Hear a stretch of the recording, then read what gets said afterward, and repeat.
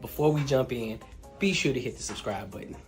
Listen, this channel is for people who want to have real conversations, no fluff, authentic, where we talk about money, mindset, and relationships and everything else under the sun, as long as it gets back to the money and how we can level up in life. Now, let's be real. Subscribing to this channel helps my content reach more people, which gets me closer to monetization so I can continue to keep giving you high quality content. Now, if you rock with that, be sure to hit the subscribe button as well as the bell notification. Let's get back to the video.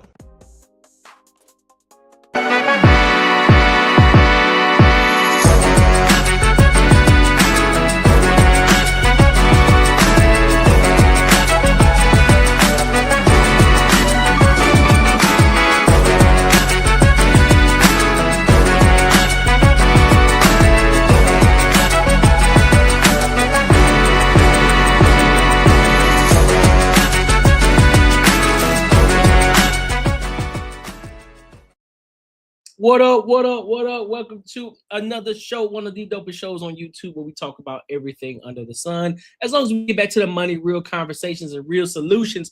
I'm your host, Courtnee Edgar. What's good, fam? What's good, fam? How y'all feeling, man? How y'all doing? I'm feeling great. I'm fresh out the gym. Well, fresh out the gym, then the shower. And I had to speed it on up over here. I'm feeling good, man. Your boy was feeling bad this past week. Feeling bad, man. You had to go to the ER and shit. But we back in action. You know, nothing alarming, nothing crazy. We good. We solid. We back on. You know what I'm saying? How y'all feeling today on this weekend? On this pre-Cinco de Mayo weekend. Pre-Cinco de Mayo, because I know Cinco de Mayo is what, Tuesday? So I know a lot of y'all out there getting turned on this Sunday. Y'all getting turned out there on the Sunday. But listen, make sure y'all like, comment, and subscribe for the algorithm. Make sure you hit the bell notification. We got a lot of topics to cover today. Also, before we get into it, I got a question to ask y'all. I want to ask y'all a real deal question. Because as you can see, I took the Cash App and the Super Chat goal away under the screen. I took that away. And I took it away because a couple of things. Well, really, it was just one thing. I didn't want to seem as if we are desperate for you guys to put money into the Super Chats, right? I do think it helps with engagement. I do think that's pretty dope if you support the channel. But I want to ask y'all a question. And let me preface it by saying, no, this is not a begging situation. No, this isn't, oh, bro, you just want to get the money. No, I genuinely want to know. When y'all are watching other people's live streams or their uploaded videos, whatever the case, and you decide to invest in their platform, you know, you decide to throw them a Super Chat, you decide to throw them a Cash App, you decide to do whatever it is, spend your money on them. What is your reasoning as to why? And one answer, you know, there could be multiple reasons why. I know I'm, as a content creator myself, I do it too. I invest in other people's platforms. You know, it can be a strategic move to get more visibility to my channel. It can be just strictly off the fact of, hey man, I support this channel. I rock with it, so I'm gonna show love. I'm gonna throw them a Super Chat or a few Super Chats. Or it could just be off the simple fact of there's a question I want to ask and I want it to be seen and I want it to be heard. And I want that specific individual that I asked the question to answer because I want to hear their thoughts and opinions about the question that I asked, right? There could be multiple reasons as to why. But one of the biggest things is I took the Cash App and the Super Chats away because I don't want y'all to look at it as we are begging. But that doesn't mean I don't want you to support the channel. That doesn't mean I'm not going to ask you to support the channel. Because let's be real, any and everybody who jumps on YouTube, they are doing it not just for the fun of it. They're doing it because they are building something. Now, some people, they do it, they don't understand the business aspect behind it. They don't understand how to build the business. Some of them, they just get on here creating content. They think that's all it is. And there's more to that, right? But I also think that it's important, like if you truly, because that's, again, this is what I do. I invest in other people's platform because I believe in their platform. I believe in the thing that they're talking about. It can be anything, bro. It ain't just oh man, it's transformational. No, it can be anything. It's like, man, I love the dope content. I love the optics of your video, so I'm gonna support it. I love the fact that you are consistent with every week you post on a consistent basis, or you're always live. I know you're working hard. So here, man, for just to show my respect and my appreciation to you, because I know because doing this shit ain't easy, bro. It's not easy. Some people think, oh, me, you just come on the camera, you start talking. It's more to it, and it's not easy. And it takes consistent growth, especially when you see people that go from 0 to 1,000, from 1,000 to 5,000, 5,000, 10 to 20, 20 to 50, 50 to 100. That takes consistency. That takes consistent work, bro. So you invest in that person's platform. What's wrong with it? So that's my genuine question to y'all. What is the reason as to why you would even invest in my platform? So that's a genuine question. That's a genuine question. And if you do want to support the channel, do it. If you do want to support, do it. Because at the end of the day, like I said, I'm still going to ask you, like, hey, I'm not begging, but I'm going to ask you, hey, support the channel every time. But hey, that's just a sidebar. So that's a question. That's just a question. You know what? I need to make that. I want to make that a poll. I should make that a question. Let me see. Before we get started into these topics, before we get started, y'all, give me a second. Nah, we good. We good on that. So I want to go ahead and get started with these topics. So y'all remember the Meg Thee Stallion and Klay Thompson topic, and then there's one of these shorties who video went viral because she said that nobody knew who Klay Thompson was until Klay Thompson got with Meg, and people were in the uproar like, shorty, is you bugging? So shorty made another video doubling down on what she said. So I'm curious as to what she said. I haven't heard it. I seen it, but I haven't heard it. So I want to listen to it in real time with y'all, and then I'm going to give my thoughts and my opinions. All right? So let's go ahead and rock out.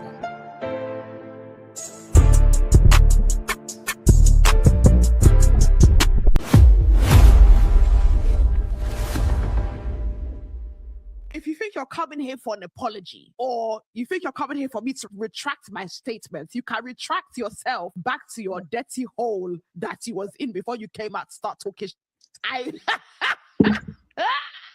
I'm standing 10 toes down. I said what I said, bro. Nene Leakes is more famous than some of your top 10 NBA players currently, because reality TV and music expands to certain realms that, unfortunately for you guys that are in my comments, it doesn't transcend quite the same. People need to understand that outside of America, we don't even know the names of the teams here. Anyways, I decided to do a deep dive because I really don't know anyone that is currently playing in the NBA. So the NBA player rankings, according to The Ringer. So number 1 is Shai Gilgeous-Alexander. I've never heard of this man in my life. And if you've heard of them, guys, comment below. Nikola Jokic. I've never heard of him in my life. Victor Wembanyama. I've never heard of him. Luke Doncic. Never heard of him in my life. Kawhi Leonard. Never heard of him in my life. Anthony Edwards. Never heard of him.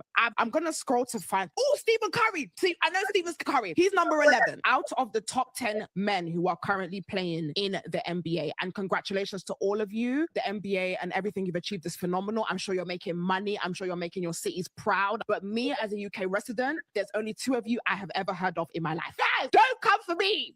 First of all, the disrespect is crazy. How you ain't gonna have LeBron James in there? That's crazy. That's crazy work. You understand me? What? Yeah. Man, look at hell no. That's crazy that you ain't got LeBron James in there.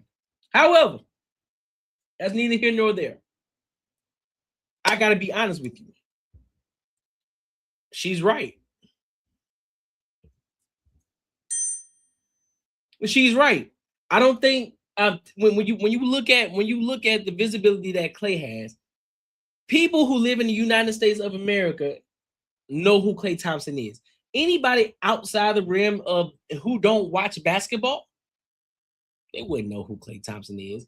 And initially, I can be honest. Initially, when I first saw her first video, I was like, "Who the fuck don't know what you talking about? Don't nobody know Klay Thompson, because I was just thinking just in the box of the United States of America. But when you talk about Meg the Stallion, right? She's a universal name. She's a global name. People know her outside of the United States because of tours and different things like that. She being, she get the visibility. It's a fair assessment. So I have to be objective in this, and I have to be honest about it. Yes, she's right. Don't nobody know Klay outside of the United States of America. It is what it is. Regardless if we all know that he got four championships, he's one of the Splash Brothers, means nothing. It means nothing to nobody who watches the game. That's a fact. It's a fact. And you can't argue it. I'm more pissed off at the fact that they didn't say LeBron James. That's the part that pissed me off. Like, bro, so y'all just gonna disrespect LeBron James like that? LeBron James. But yeah, no, she's right. She's 110% right, bro. Don't nobody know Klay outside of the United States of America. So, fellas, I know, I get it, I understand. Y'all, what I'm saying, I get it. But when you gotta put them, when you compare the two, more people know Meg the Stallion than people who know Klay Thompson. That's a fact. You can't really argue that.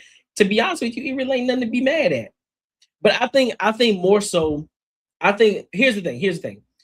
I think the reason that most fellas or most people who went against that were pissed off initially is simply because you try to make it seem as if he wasn't nothing until he got with her. I think that was the bigger issue. I think that was the bigger issue that most people had. What up, the Battle Zone? That boy to change that doggone title. I see you, big dog. That profile picture. That's what's up. What's up, homie?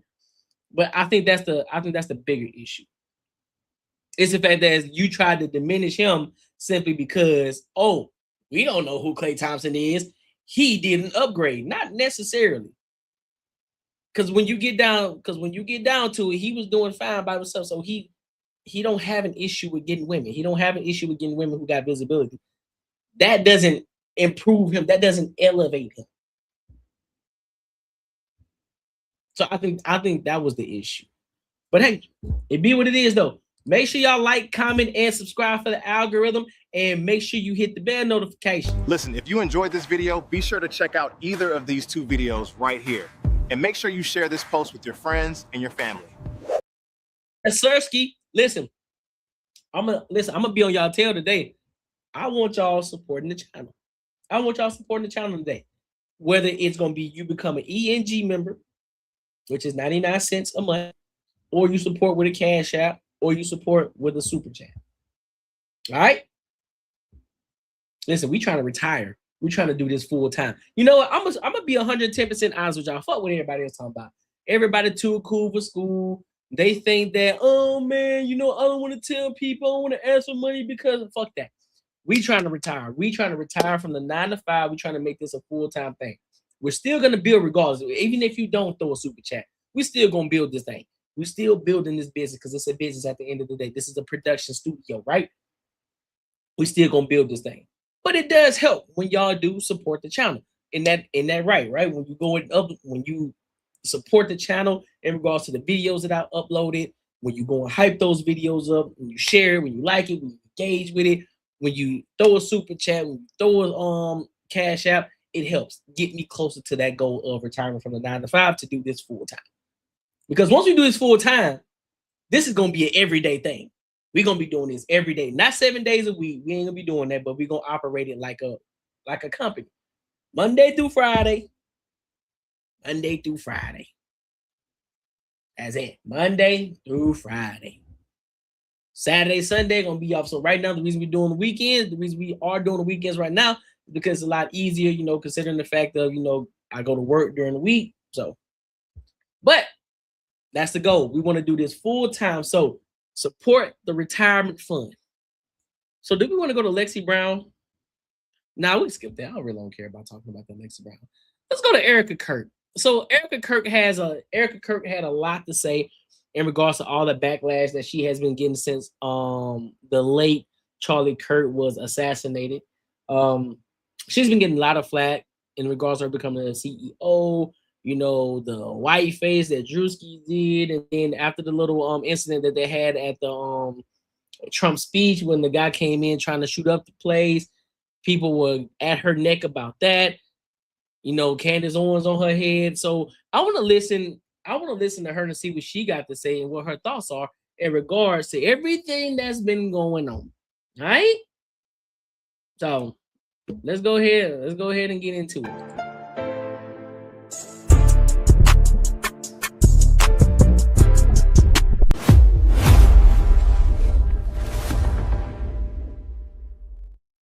Our country has become unrecognizable. These people have perverted the truth to the point that they motivated the murder of my husband. They have continuously tried to assassinate the president, and anyone who stands in their way is labeled hateful, racist, fascist, and every other trigger word that is grossly dishonest. We want the best for our country. They don't. This is why Charlie started Turning Point USA in the first place. He didn't trust the radicalized liberal teachers. And this past Saturday, it was a school teacher, of all people, a school teacher that attempted to change our history for the worst with bullets. And everyone is asking why I even went to the White House Correspondents' Dinner. And it was because many of the journalists in that room have attempted to dehumanize me.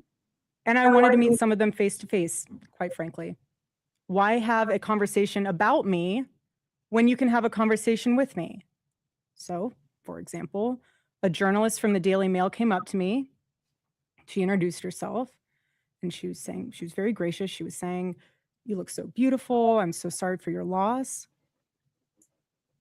To which I replied, "It is so nice to put a name to the face, especially with all of the slander, the lies, accusations that are out there surrounding my husband's murder and myself."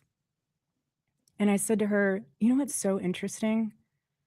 This is my first time at the White House Correspondents' Dinner, and I find it so fascinating, the dynamic that is going on right now, because everyone is all dressed up, and you guys are co-mingling in and out of each other's cocktail parties. And so for one night, you are able to put aside all of your differences for the sake of freedom of speech. And then by Monday morning, things will go back to being an absolute bloodbath between all of you." To which she replied, literally, she said, "I know. Isn't it special, right? Isn't tonight so special?" And following that conversation, it was time to take our seats, and we went into the big ballroom where the dinner was. And one of the first things I noticed when I walked into that room was quite literally the proximity of the opposing outlets to one another. So you have one table here that's Politico, and another table here that's Fox, and another table here that's WAPO, and you're all crammed together, elbow to elbow. And to make the night even more of a spectacle, every single 10-person table had 10 bottles of wine. Damn.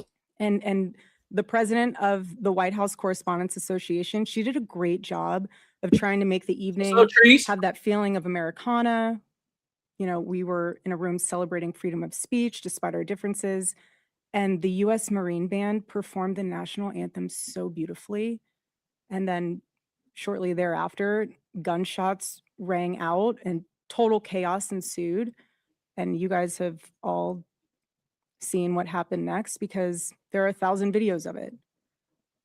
So let's discuss that fact for a second. If you were in that room, you had no way of knowing what the status of the shooter was, how many there were, or honestly, really anything. It was just utter chaos. And so during an active shooting, these journalists are using their phones to find moments to capture for clips. They were so concerned about getting a video in a room with an active shooter that they could have accidentally and quite literally filmed themselves being shot. You know what? You know what's crazy though? I'm in 100% agreement with that. Your phone is not always required, bro. Everybody is so drawn to their fucking phones, man. Everything that they do, they feel as if they got to pull out their phone. They got to take a picture. They got to record it. Y'all don't like to be in the moment anymore. Enjoy your time. I'll give you an example. So me and one of my good friends, bro, we went out Friday night, right? And Terry, yeah, I know we were supposed to have a show Friday, but some things got miscommunicated. So we'll be back on it on a consistent basis next Friday. This upcoming Friday. So, but I'm glad that you were looking forward to it though. That's what's up. But what I was saying. Yeah, so I was out with a friend on Friday. You know what I'm saying? One of my closest friends. We had a wonderful night. It wasn't partying or bar hopping. Man, we went to an elegant spot. We kicked it. We conversed with a few people. Got a couple of names. Got a couple of connections with some people. A guy who's worth millions of dollars. He owned multiple tech companies. He gave us some insight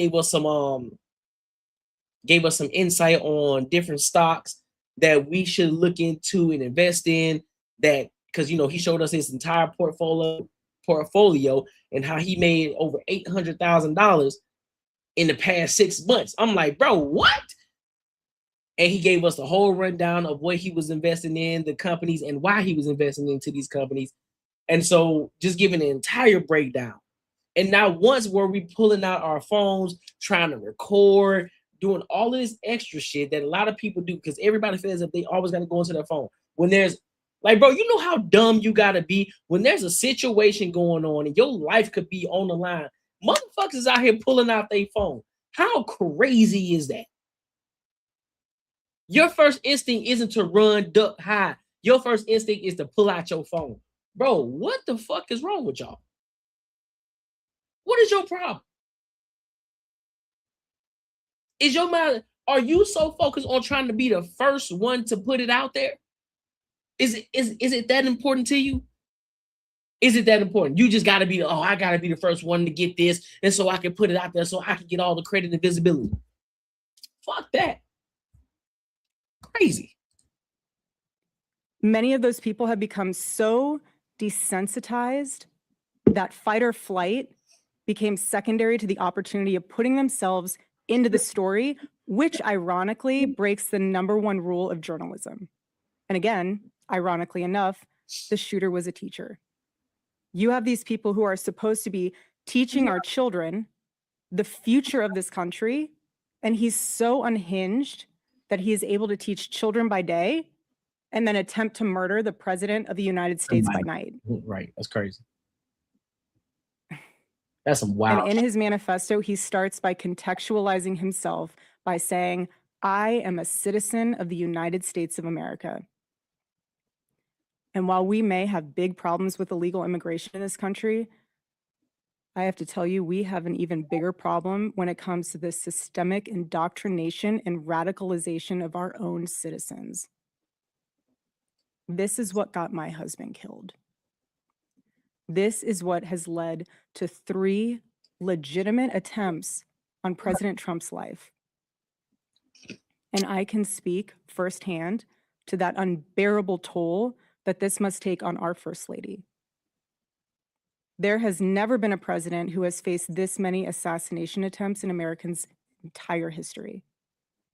And after each one, the reaction from the far left has been, at best, a shrug, and in some cases, a sick disappointment that the shooter was unsuccessful. You know how much, here's the thing. Even the people that were doing the worst for our society, they were not trying to come at their heads at all. It's literally like everything is reversed. What's good is bad and what's bad is good. That's crazy to me. Regardless of regardless of your political views, regardless of who you like, who you don't like, you should not be happy at the fact that somebody's trying to kill your president, bro.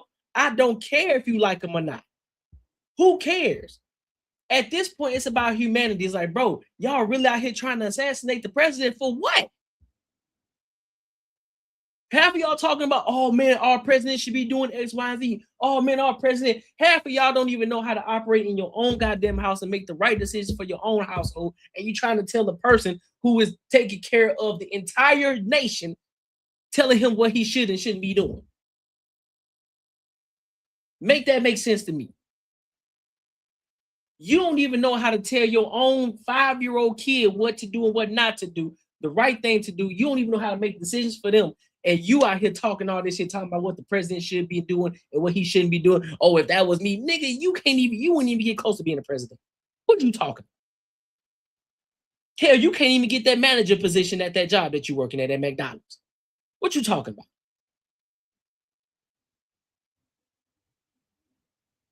Y'all got this derangement syndrome, act like y'all so, oh, I'm holier than thou. I'm just the best man. Half of y'all got skeletons in y'all closet too.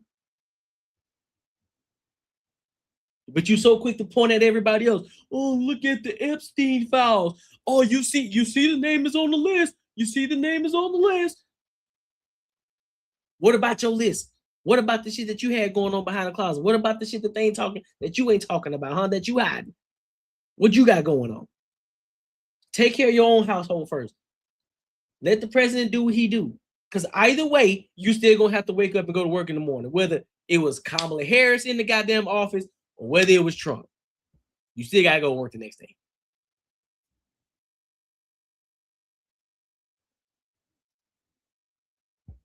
We are all human beings. And if you can just pause and just take a minute and ask yourself, how would you feel if even just one person made cruel jokes about the attempted murder of your loved one?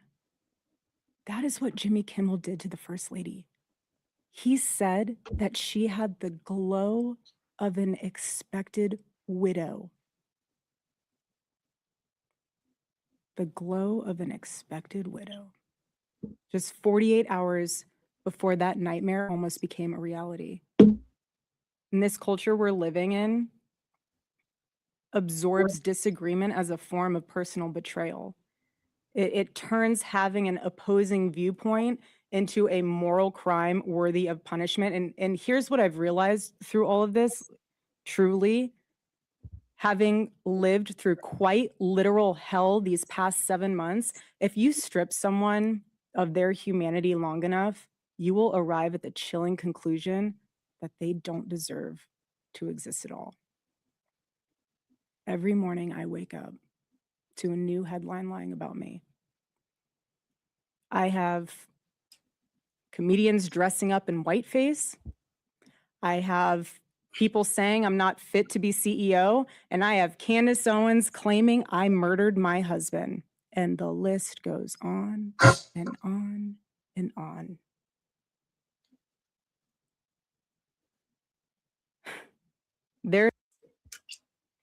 Now, I will say this though, Erica. The Drewski part, I said the Drewski part. The Drewski part, you gotta let that roll off your shoulders. You already know he's a comedian. That's what comedians do. Comedians, they tip that line, they walk that line, they walk that line. We're not gonna make it a race thing. He's doing white face. He's a comedian. We're not gonna do that. So everything else you've been saying is pretty spot on, but that one, nah, I can't roll with you now. There's a serious epidemic of dehumanization plaguing this country. The most unthinkable tragedies have now become commonplace in our daily headlines, and yet the media finds a way to conveniently explain away violence. This is what we're up against. This is what we're up against. What is happening right now is something none of us can afford to ignore. The evil forces working to divide us, to distract us, and to pull us apart has never been stronger. This is a moment for Americans to come together and decide what kind of country we are going to be before we lose our country altogether. In Romans chapter 12, verse 21, it says, "Do not be overcome by evil, but overcome evil with good." Oh. And this is why my husband created Turning Point USA so we could have civil discourse and debate and open dialogue, because when we stop talking to each other, bad things happen. I agree, bro. I'm with her. I'm with her on that aspect. It should be okay for us to have civil discourse and be on two opposite sides of the fence. That should be okay. But there's always somebody who always feels as if you are betraying them, or you're tap dancing, or you're an idiot. It's like, no, I just have a different viewpoint because the way that I see the world is different from how you see it. How can we come together and have a conversation that's progressing, that can help us move the goalposts on where we're trying to get to?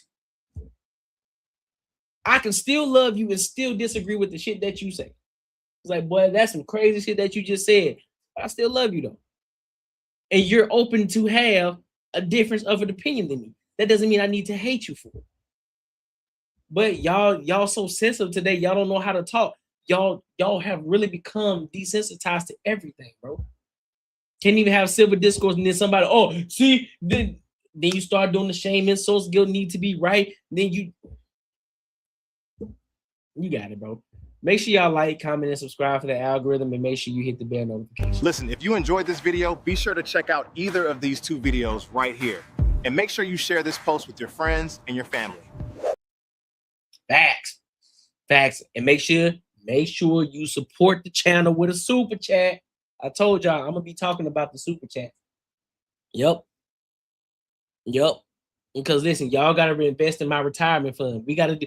The goal is, after every video, I'm gonna tell y'all the goal is to retire and do this full time. To retire from my job to do this full time. All right. So in order for y'all to help me get there closer, super chat. Help me get there a lot faster. Super chat. Run it up. You hear me? All right. So I want to get to this other. Damn, do I want to watch this one?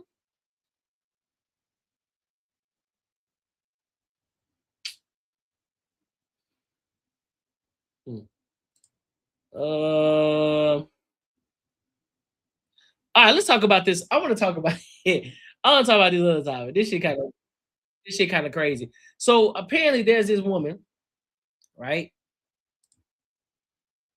There's this fake realtor that was selling luxury apartments that she don't own herself. How that happened? Don't know. I have no clue at all. But we're gonna get into it and figure out what the hell popped off. So let's go ahead and rock out.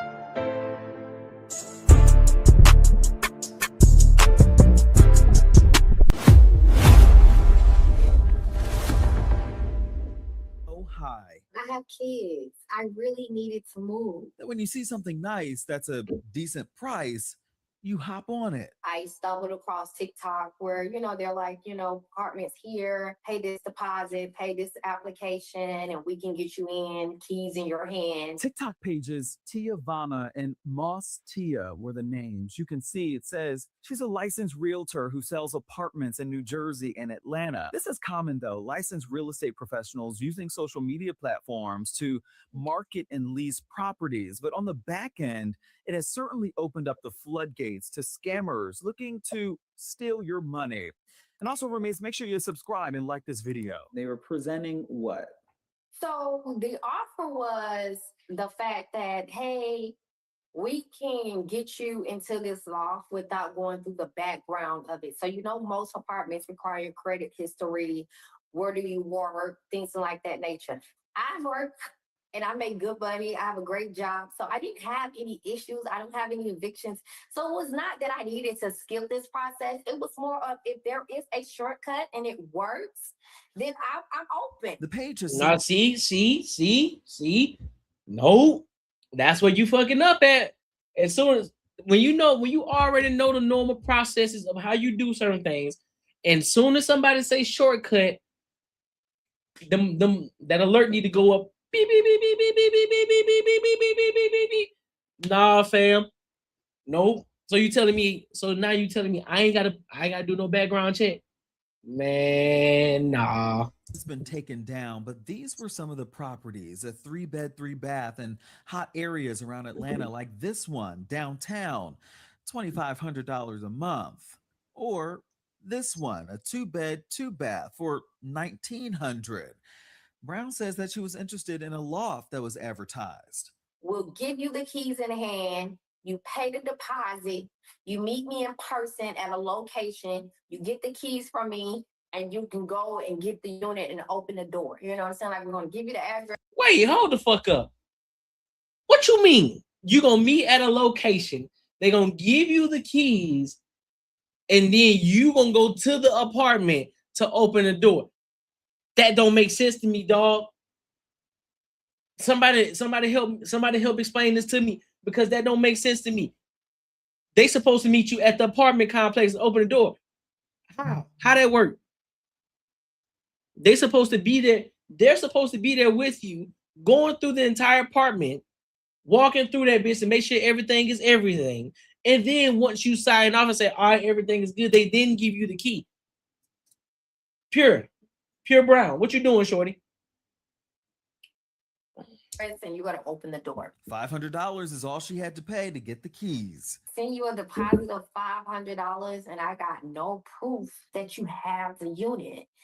So when she started to text back like, baby girl, I do this for a living. I got people waiting in line for this unit. I'm trying to hold the unit for you. So either you going to make your mind up or you not. I kind of was like, all defensive okay, shit. bad customer service. Who you talking to? Another red flag, Yep. Zelle would only allow Brown to send $200, flagging the transaction for any amount more than that. Did you eventually send the money to her? Yes, I ended up convincing her because at this point I feel like I was being scammed, but I wasn't for sure.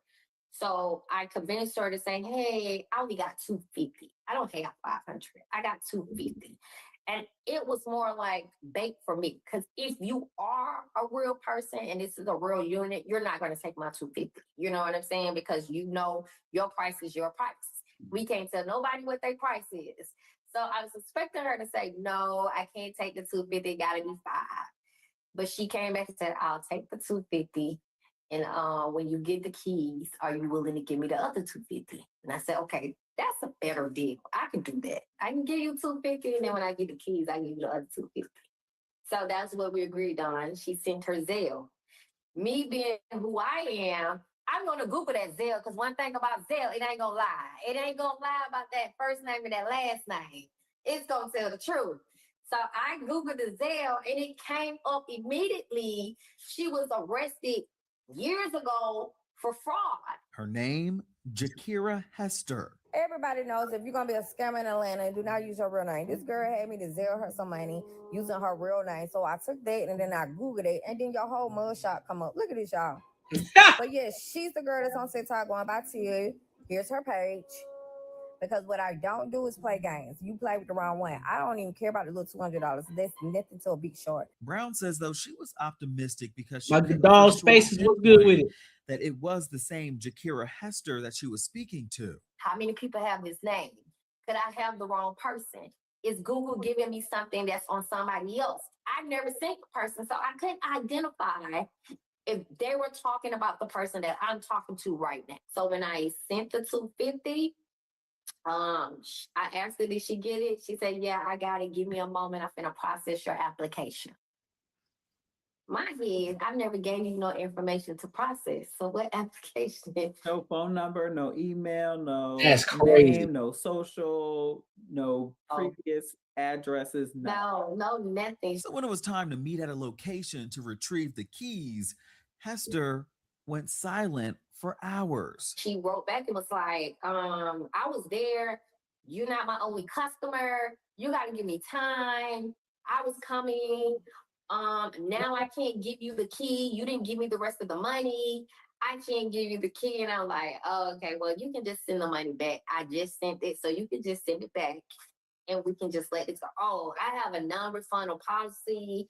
You wasted my time. You knew you didn't want the unit in the first place.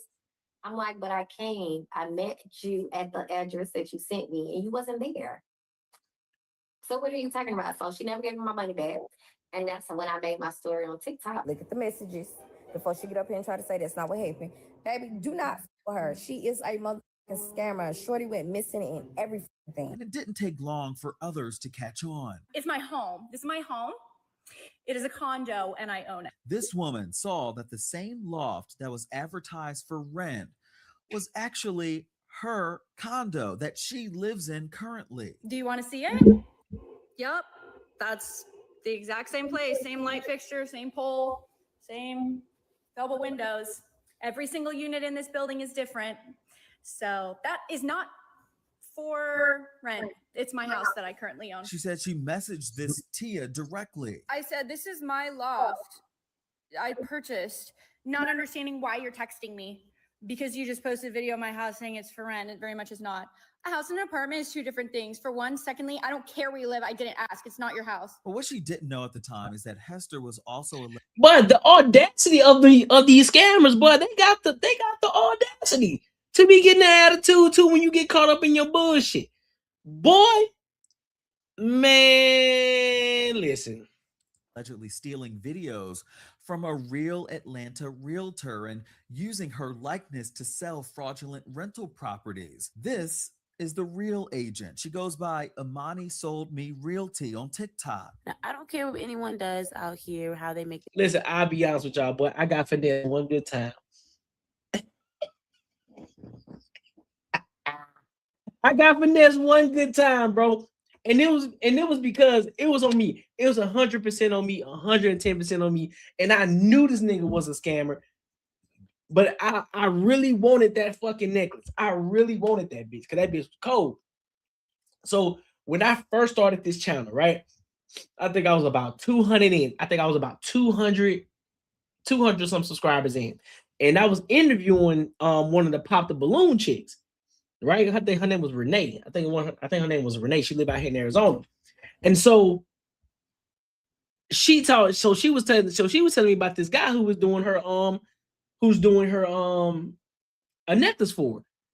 I was like, oh shit, bet. I said shit, because I wouldn't mind giving me a necklace, you know what I'm saying? Give me a personalized custom necklace. So Buddy ended up hitting, so she sent me his information. I went over there to him. I said, hey man, your girl Renee sent me over here to you. You know what I mean? You know what I'm saying? So I'm trying to give me a custom necklace. So we did all that. We talk about it, say, all right, what you want, you know what I'm saying? Everything was good at first. Everything was good at first. And he was like, listen, bro, all you gotta do is send me a deposit of $200. And once you send me the $200 deposit, what I'm gonna do is I'll go ahead and have everything drawn up for you. You know what I'm saying? And then I'll send it off to my jeweler so he can go ahead and create the necklace so that way you can get it, boom, and send it over to you. You don't got to worry about anything else. You just got to pay the $200. I cover everything else. So in this, I'm like, interesting. I'm like, either this nigga, either the way that his methods is, he got it on lock, or that necklace cheap as shit. But neither here nor there, I'm like, all right, it is what it is. It's a dope necklace anyway. So about a week or so passed by. Because he told me, he's like, it's gonna take a couple weeks for them to me to send that shit off, so him to do the necklace. I'm like, I bet. So a week passed. This nigga sent me a message. He says, hey yo, bro, you know what I'm saying? I'm kind of low on funds because you know I've been paying so many different people. You know, is it cool if you send me over another $100? I'm like, nah. I'm like, nah, I'm not sending you $100. Like, then guess what? This nigga tried to gaslight me. This nigga said, wow, so you ain't gonna send me another $100? I'm like, for what? I said, based off of the contract, and then mind you, he had it all, he had a contract and everything. I scanned, I'm like, all right, everything look legit on this bitch. Man, this nigga here, he said, wow, so you ain't gonna send me. I said, well, I'm gonna send you $100 for. I said, based off of what you said all I need to send you was the $250, and I don't got to do nothing else. Because I even doubled down and asked. I said, are you sure? I said, there ain't going to be no extra cost, no extra fees, no nothing. No, bro, you good. Everything is taken care of. Bet. And so I told him that. He was like, but see, that's what I'm saying, bro. Like, so you ain't going to help somebody out, bro. That's just out the kindness of your heart, bro. Like, you should be like that because I'm doing something for you. You know what I'm saying? I'm taking all the hit here. I'm taking all the money here. And you tell me you can't send me $100. I'm like, nigga, I'm not going to send you $100. I don't give a fuck what you talking about. I don't give a fuck what you talking about with your kid. I said that sounds like bad management. financial management on your behalf. That ain't my problem. That's your problem to solve, not mine. And I'm not going to send you another $100. What I want is my necklace. So going back and forth for a minute. So I said, listen, bro, don't text me, don't message me again until I get my necklace. So he messaged me about a week after that, sends me a picture of the fucking necklace. I'm like, oh, that shit dope. Hell yeah, hell yeah. So this is when I knew this nigga was scamming. Well, that was strike one when he told me to send him an extra $100. The second one was when this nigga said, all right, man, so I got it. I got the necklace and shit, and it should be here. It should be here at my crib within a couple of days. And then after the couple of days, I better send it to you. Man, check this out. This nigga send the picture. After he send the picture, he messages me and says, hey man, I still ain't got it yet. Something going on over there with the custom guy. They ain't made your necklace yet. I'm like, why? I'm like, what you mean? He's like, so me, I'm just being patient. I'm like, all right, bro. He's like, give me about another week. I'm like, all right, bet. So another week passed by. I hit him up. I said, hey man, what's the verdict? All right, man, they should be sending it to me right now. They send it to me. It'll be here in a couple of days. And then once they get it, I'll send it to you. I'm like, how you gonna send it to me? But I'm thinking that in my head. I'm like, all right. So I'm like, hey, bro, did the necklace come in? Like, yeah, bro. And look, it was crazy. I don't know how the fuck he did it.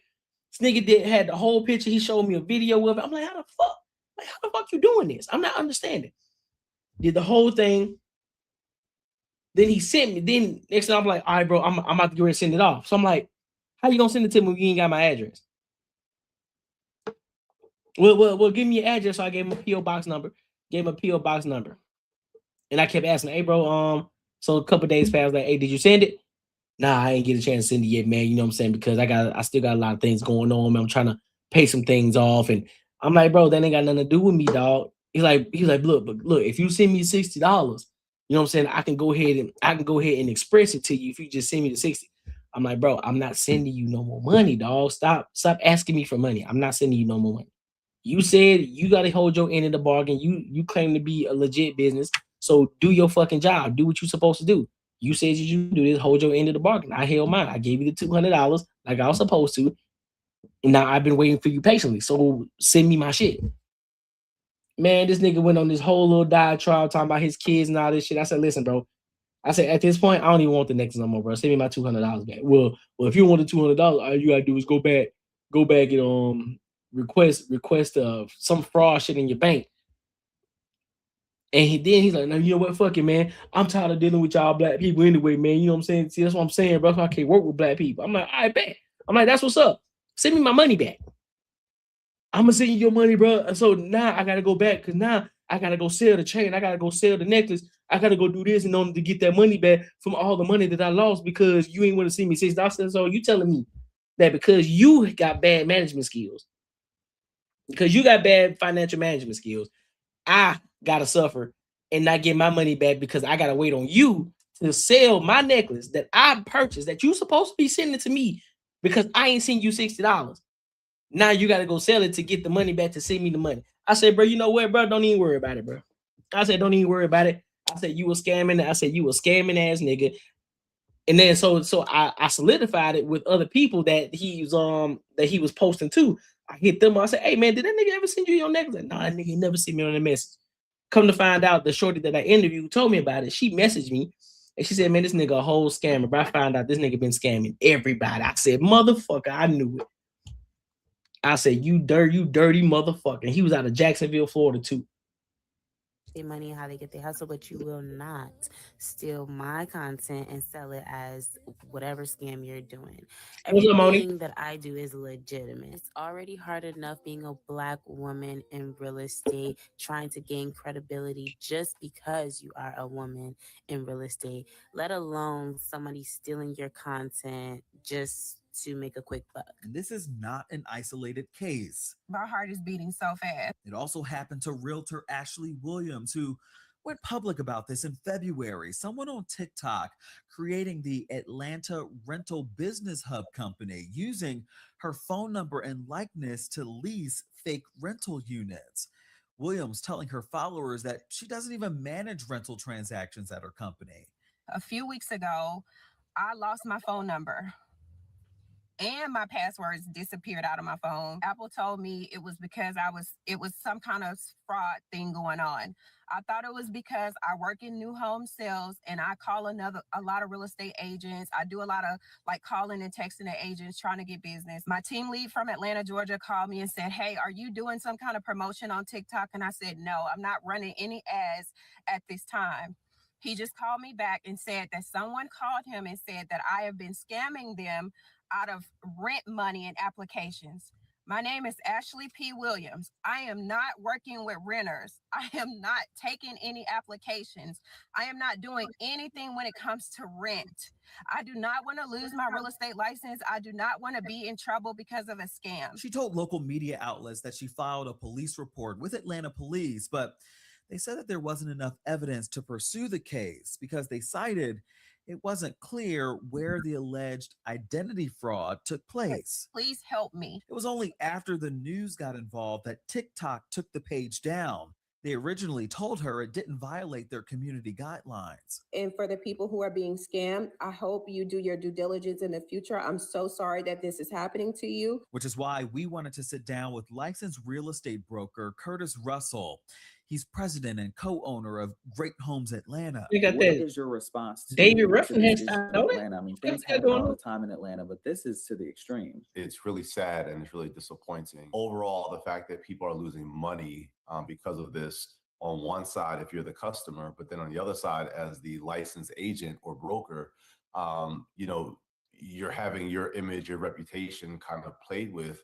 And people don't know who you are, if it's really you, if it's not you. And so think about the damage I appreciate you, that does Terry. to a professional trying to now recover their name, their reputation from something that they had nothing to do with. Curtis, say I'm someone who Dang, looking it for an happened to you apartment, too? affordable apartment. You know, rent is not getting any lower here in Atlanta.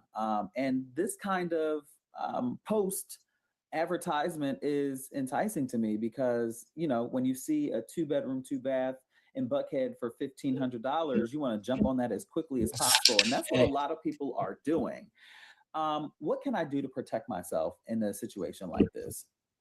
What I would say, as my mother always told me, if it looks too good to be true, it probably is. Mm-hmm. But I think practically speaking, there are tools that a customer has to verify, if not just the information, but the person that is marketing the information. If you listen, bro. Listen, man, just be vigilant. Go with your first instincts. Go with your gut. If that shit seem like a scam, don't even go with it, bro. Don't try to see it through. And nah, I'm good, bro. This don't seem right to me. And especially when they give you a reaction with an attitude, like, nah, bro, you scamming. Because if you claim to be a business and you decide you want to get an attitude with me because I decided not to go with you or I decided not to invest in your business, nah, I'm good on it. Cause now you definitely done rub me the wrong way. Like, what you getting an attitude for? You asking for my money. So how you gonna get mad because I don't want to give you my money? Make that shit make sense to me. Because the person who's truly operating the business, they're not gonna get an attitude. They're not gonna get offended by it. They're probably gonna agree with you. Listen, I understand because I know there's a lot of people out here who claim to be something that they're not, and I know it's really frustrating. But here's why. And then because you give them that reassurance, and then you show them like, listen, this is why I know that I'm legit because X, Y, and Z. Here are my results. Here are my receipts. Here's everything that I've done. And these are the people that I work with. Here's everything, my license. I'm certified in the things that I do because I have the receipts. I can show you these. I have the tangible assets to show you exactly why you should be working with me. Can't be out here getting no attitude like, man, who the man's down, bro? You ain't gonna give me no money, bro. See, that's why I can't fuck with y'all. What you mean? What you mean? So now I really don't feel comfortable giving you my money because you just went from 0 to 10. What you mean? Like, boy, get out of my face, scammer. I don't know what the hell Atlanta got going on down there, dog. It's a whole bunch of sassy demons and scammers down there in Atlanta. I'm gonna need y'all to get it together. I'm gonna need y'all to figure it out. I don't know what's going on down there in Atlanta, dog. Everybody's scamming, dog. Everybody either sassy or scamming, bro. What the fuck is going on? It's like if you bump shoulders with somebody, they one of the two things. They either sassy or they scamming. Very rare would you bump into somebody and be like, oh shit, this is a legit person. Like this person's straight. Damn, bro. What the fuck y'all got going on, man? Y'all need to figure that shit out. Real talk. Listen, if you enjoyed this video, be sure to check out either of these two videos right here. And make sure you share this post with your friends and your family. Type shit. What we got? That's the red flag I was waiting for. Man, you feel me, bro? You feel me on Battle Zone? Man, that shit crazy there. Listen, man, make sure you like, comment, and subscribe for the algorithm. Make sure you hit the bell notification. Make sure you support the channel too.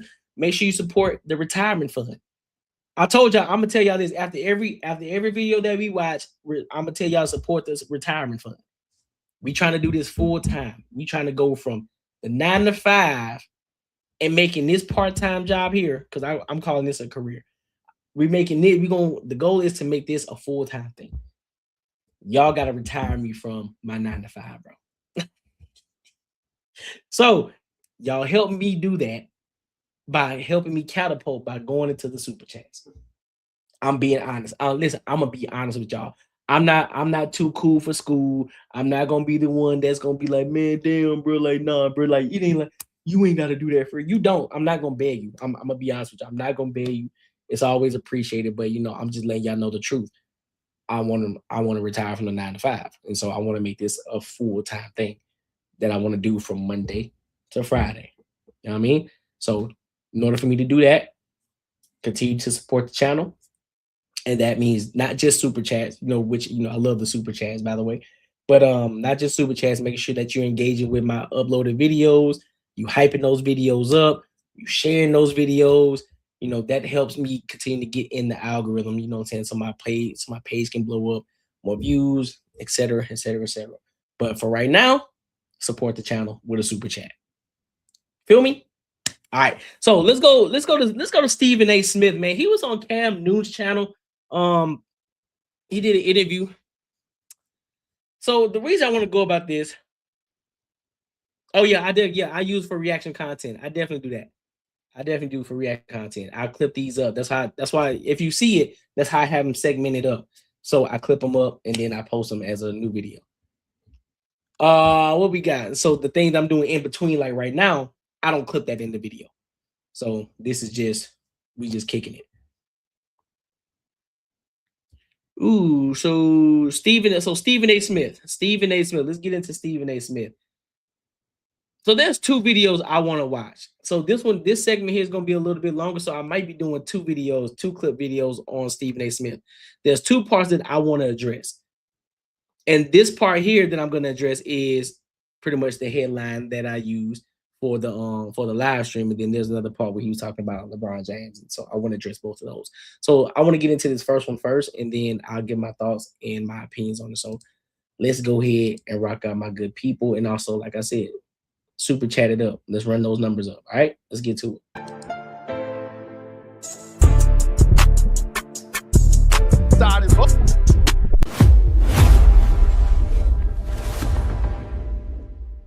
I love us as a people, and I'm never going to abandon us. My point is, you're not going to sit up there and think that you get to define what is supposed to be important for our community when I got a clue about it, which is why I got on Matt Barnes. You want to sit up there and you want to talk that junk about me? What did I say? Invite me on All the Smoke.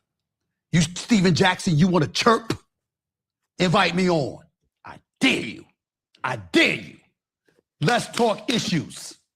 Don't give me emotion. In sports or just... I'm talking all of it. And everything. Because, see, I got facts. You telling me what you feel. I got facts. Me as a sports reporter, me as a commentator, what I've done for the black community, the sacrifices that I've made, the battles that I've fought. I'm not trying to sit here and tell you that I got people hired or whatever. Does Cam get hired without me, though? No. See what I'm saying? No. There's a whole bunch of people that get it. Now, mind you, I didn't have to decide and vote. But had I voted no, it wouldn't have happened. That's fine. You understand? When it's a Kerry Champion or it's Jamel Hill or whatever, none but respect for them. Jamel Hill is an outstanding reporter and a good person. I like Jamel. And guess what? Regardless of how Kerry tried to come at me or whatever, I got love for Kerry. I ain't got nothing negative to say about her, but I'm just making the point. I got you. This notion that I'm tired of folks allowing these people to talk. You know what a question that I would like people to ask? This is a question I would like people to ask. And I'm not talking about Whitlock, because I will never show up anywhere with his fat ass. That would never happen. That would never happen. You know, I consider him the devil. And I apologize to Chris Broussard, because Chris Broussard is my boy. He don't want me doing that because he's a very religious man. And he says there's only one devil. Don't do that, Steve. Okay, fine. So I'm going to be nice. You know what I'm saying? Sean tells me that to be nice. I got it. I understand. So I won't say that. But he is a fat piece of shit and I don't like him. All right. So then having said all of that, all right, what I'm saying to you is, with that being said, outside of him, all of these people that come and sit down and talk amongst all of y'all, have you noticed they don't do that shit to my face? Have you noticed they haven't invited me on? Matt Barnes, and I shouldn't use him as an example because we good and I don't have anything against him, but I got so much respect for him, I mean it this way. If you talking, because he's a brilliant brother, right? And you know shit, right? Well, how come you didn't invite me on All the Smoke? You got a problem with my issues? What issues? How come you didn't do that? Look, listen, Draymond Green has complained about me in the past. You can invite me on.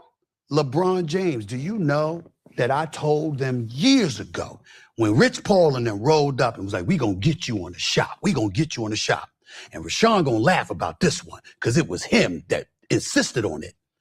I said, happily, under one condition, no edit.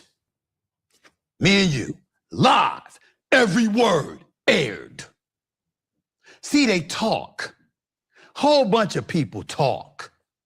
But sitting in front of my face, as you know, is a little bit different.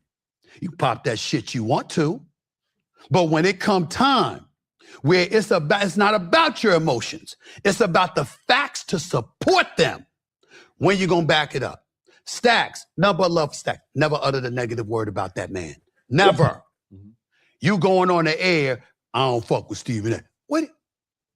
That was 3 months after you was giving me a big hug and we was hanging in the lobby in Indianapolis for All-Star Weekend.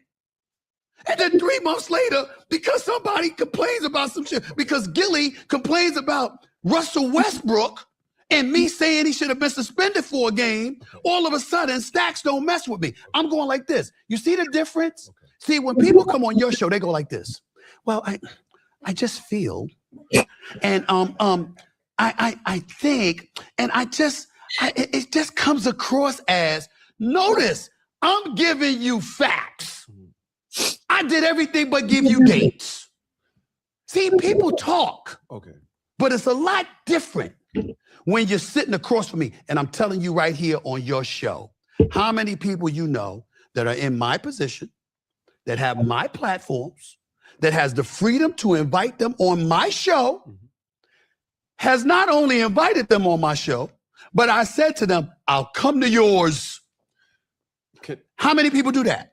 Okay. Hey, listen. He got a point. Can't be mad at it. You cannot be mad at what he's saying. Listen, he's telling you, listen, I'm open. You can say whatever. You can say whatever you want. Invite me on your show. Let's see if you got that same smoke. Let's see if you got that same energy that you had. Let's see how big your chest is when I'm in front of you. Excuse me. That doesn't necessarily mean that it's going to be a fighting match or anything like that, but it's going to be, we're going to actually have a conversation. No edits. We're going to have a real raw conversation. Don't leave nothing out. And so I respect Stephen A. Smith in that regard. You know what I'm saying? And to be honest with you, he has put in the work year after year after year to have the respect, to have the type of pull that he has. Let's be honest, bro. He's a big dog in his own right. He's a big dog. And nobody can take that away from him. I'm gonna be 110% honest, even though you can disagree with some of his takes or however you feel about him and the way that he speaks on in politics or about Jasmine Crockett, whatever the case may be. It is what it is. He earned his key. Real talk. He earned his keep. And so I would say the same thing to other individuals. If they got that much smoke for them, you know what I'm saying? Have a conversation with them. You know what I'm saying? If I had that type of visibility, because I know we're going to get to that topic, but even with the LeBron James shit, I had some shit to say. I'm like, damn, bro, like, nigga, that's his kid, though, bro. You just gonna talk shit about him? What we doing? If I had that type of visibility, I definitely wouldn't invite him. I said, come on, let's have a conversation, bro. Let's talk about it. Let's talk about it, Stephen A. You know what I'm saying? But we'll get there one day. We'll get there one day where I might be able to have a conversation with him. I'm pretty sure it's gonna be about something else though. But we'll get there. We'll get there. But no, but he's 110% right. There are a lot of people, especially when it comes to this content creation, there are a lot of people, they just talk, they talk. They don't want to get on the camera with you. Dog, do y'all know I've had so many people who had so many different things to say. Because sometimes I will clip some of these videos up, right? And of course, you know how clipping is. You don't get the full context. You just get the shocking moments. And boom, you post it up on Instagram or TikTok or your shorts on YouTube, right? So I've had multiple people in TikTok and Instagram talking all kind of shit. Talking all kind of crazy. Oh man, nigga, you ain't this, that. I swear, man. If you was this, I swear I'll do this. Man, like, bro, you ain't finna do shit. I said, listen, you got every opportunity to pull up on me, bro. Every opportunity to pull up to my show. I go live at X, Y, and Z time. Pull up.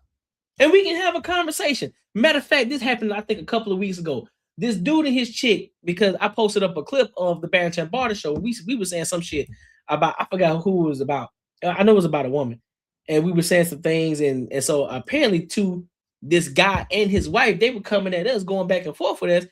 And I said, listen, I have a live going on today. If you got something you want to say to me, pull up. I will send you the link and you can come onto my show and we can have a conversation. And I'm going to tell you exactly what I meant by it. And that way you can get the full context of what I'm talking about. No, because I got time. I ain't got that kind of time on my hands. You know, I work. Nigga, I work too. So what's up? If you scared, just say that. If you scared to get on camera, show your face, and talk that same talk that you talking in my comments, get on the camera. Let's have a conversation. So yeah, I get what Stephen A saying. A lot of motherfuckers just be out here talking, bro. Just be running their mouth, just be bumping their gums, just because they can. They can hide behind their phone and be thumb warriors all fucking day. So I get it though, but make sure y'all like, comment, and subscribe for the algorithm. Make sure you hit the bell notification. Listen, if you enjoyed this video, be sure to check out either of these two videos right here. And make sure you share this post with your friends and your family. All right, so we're going to get now. So now we're finna jump over. We still talk about Stephen A. Smith, but we're still going to jump over to, it's the same interview, but just a different time in the interview.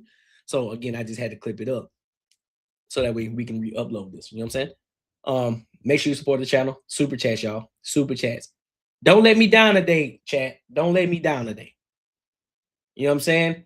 I was upset that we didn't have our Friday show. You know what I mean? We supposed to have our Friday show. Upset me. So y'all gotta make me feel better with the super chats. All right. So let's get into this one. Let's get into this next one. I don't need it.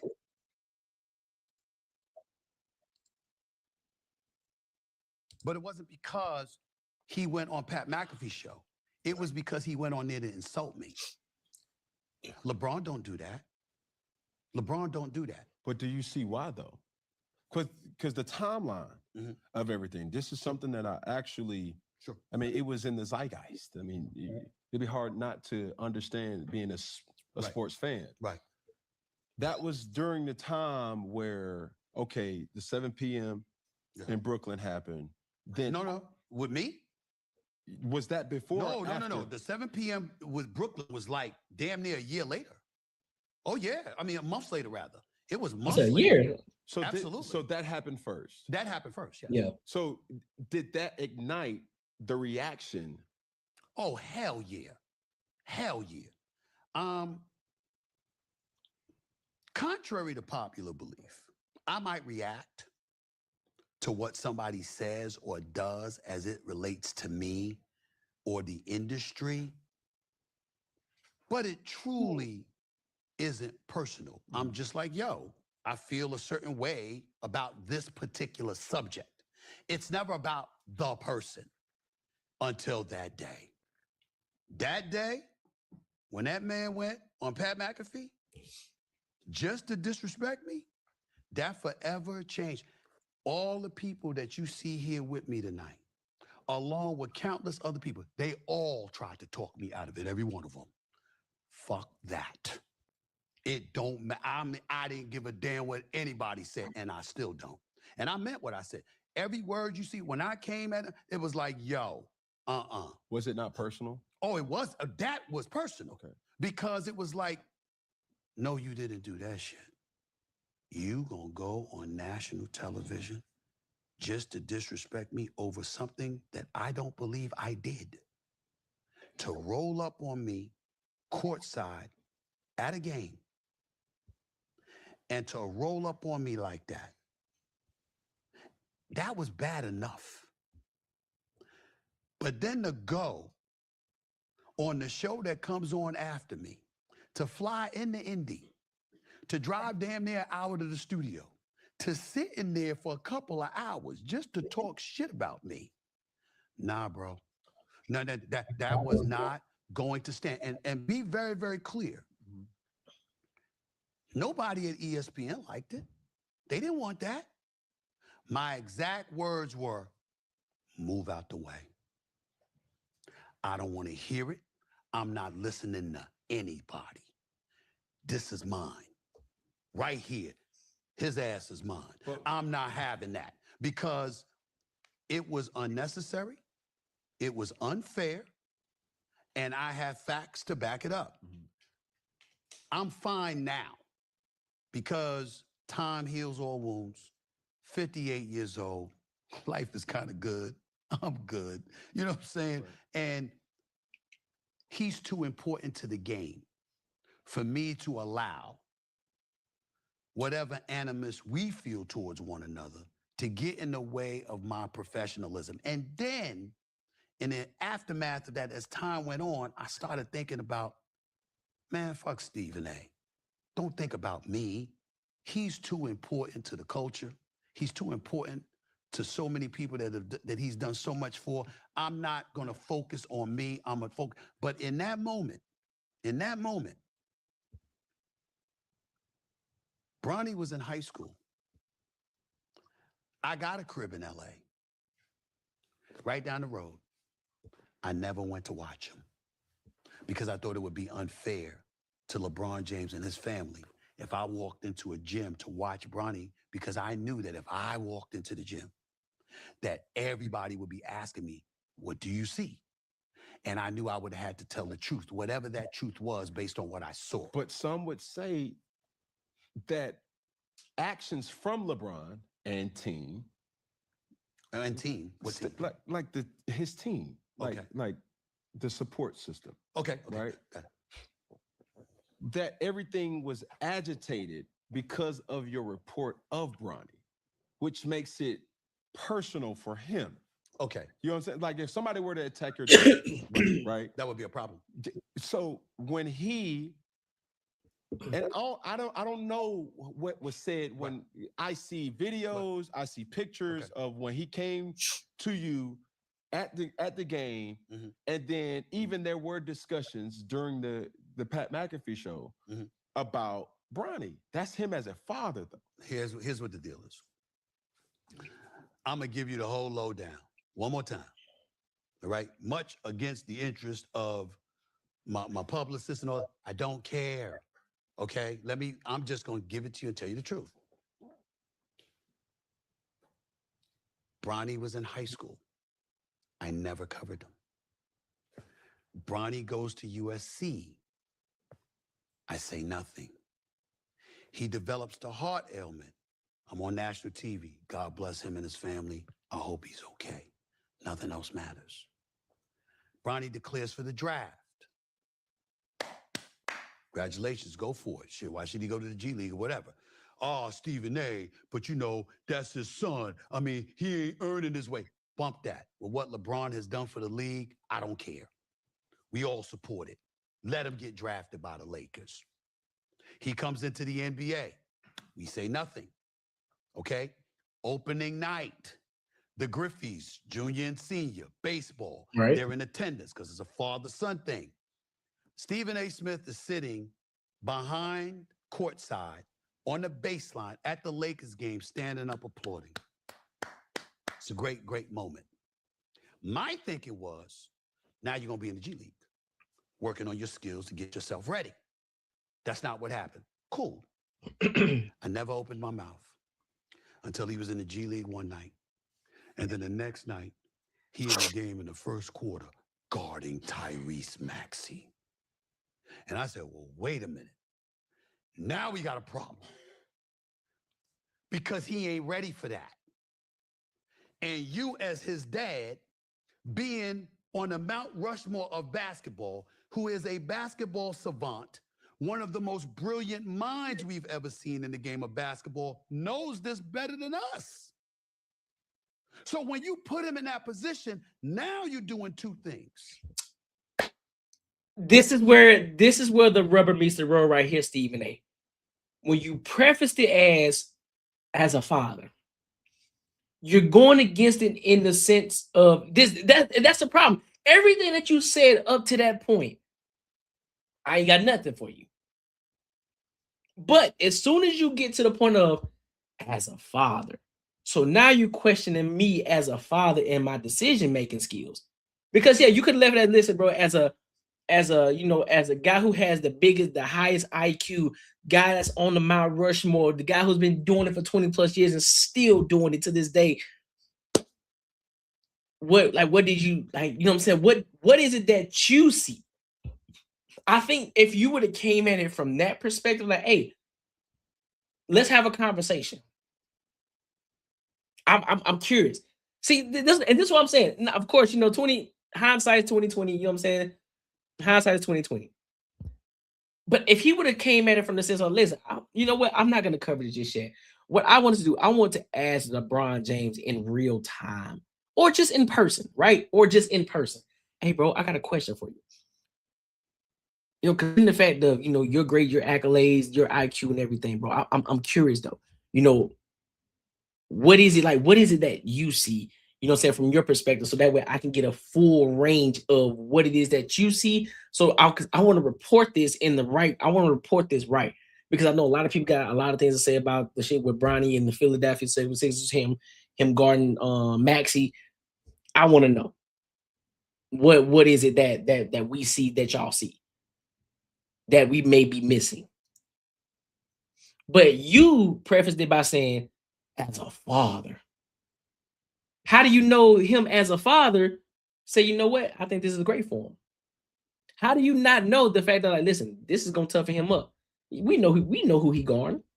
We know he gonna guard Tyre. We know he gonna guard Maxey.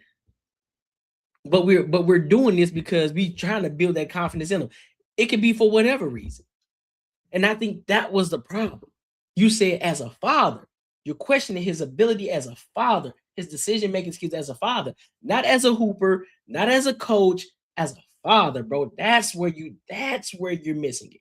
That's the only thing that you're missing. Everything else, I ain't got nothing else to say. Number one. But do you not know? Can you agree that it's still a sensitive topic? Yes. But what I'm saying is, here's the sensitive part that he's missing. You're on a public platform and essentially you're asking us not to do our job. Okay. Because we got to cover him now. You see what I'm saying? Yeah. And so because we got to cover him, all right? No matter what the relationship is. No matter what we got to cover him. So it's like you're essentially asking us not to do our job. No. And you deserve a lot if you LeBron. You don't deserve that. You don't deserve us to turn a blind eye and a deaf ear to our responsibilities as professional reporters covering the sport. You don't do that. So what I was saying is, when I said as a father, which is what got Draymond Green in an uproar and other people, I wasn't talking about literally, you just as far. I'm like, it's you. But you saying it's you, But you still don't understand it in that time and moment because the decision was made. You said as a father, bro. If you just would have said if you would have said, listen, as a basketball player, as one of the greatest basketball players to ever do it on the court, what is it that you saw? You could have covered it. But when you say as a father, because you have never said that in any aspect. So because it seems like a personal attack, bro, that's what you're missing, is Stephen A. That's the only thing that you're missing. That's the only thing. Everything else, you're valid. Everything else is valid. You're just missing it on that point, dog. You know the attention you automatically are going to bring to him. So to combine that with putting him in that predicament, you're asking us not to cover the sport. That's pushing it. So when I was talking about as a father, I wasn't talking about Bronny. I was like, forget him. He's going to be all right. I believe he's going to be a good NBA player someday. I really believe in Bronny.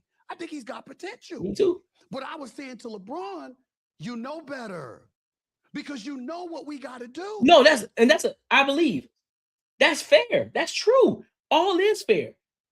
You cover Bronny. Yeah, do it. Do what you got to do. You know what I'm saying? Criticize, do whatever it is that you do. But when you start to throw in as a father, that changes the entire dynamic. Nobody's telling him not to cover.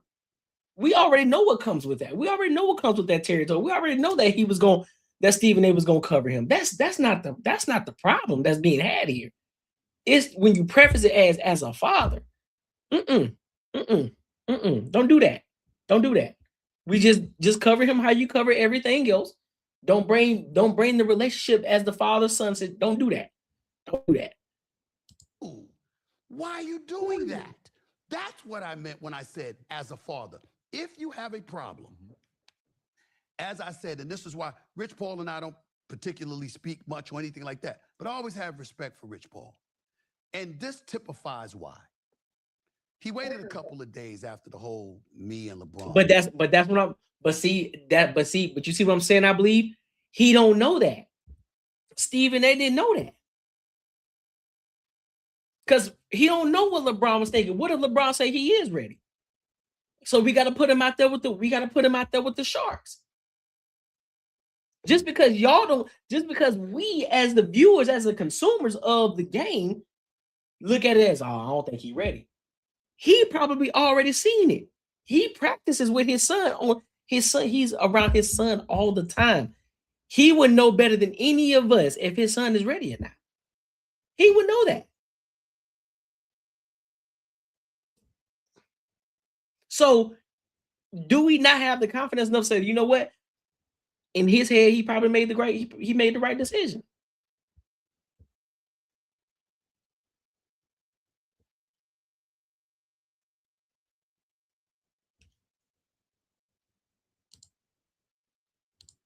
He says Terry says that's a strong point. I just had this in my personal life without sharing the sincere intent first. Can seem like a personal attack, especially if no trust was established. How is land? Yeah, how it lands matter. Exactly. How it lands matter, because if we never had this discussion before, you don't know the sentiment, and you, as a father, no, pimp. Because regardless of the intent, it's how he received it. Cool. If you would have just the intent again. I understand that, we all look at things from a different perspective. We all receive things differently, right? Some people would say, bro, just brush off your shoulder. He just said as a father, like, ain't nothing wrong with that. But LeBron could have received that differently. It's like, now you judge me as a father now, my dude? Like, what we doing? Just cover the sport. Why you doing that? Why you bringing personal shit into this? So yeah, bro. I think that's the only point that Stephen A is missing here. And Stephen A is a smart dude, though. He's a smart dude. He's great, bro. He is. He's dope as fuck. And he called me. And I asked Rich Paul. I said to him, my exact words to him was, just give me grace on this.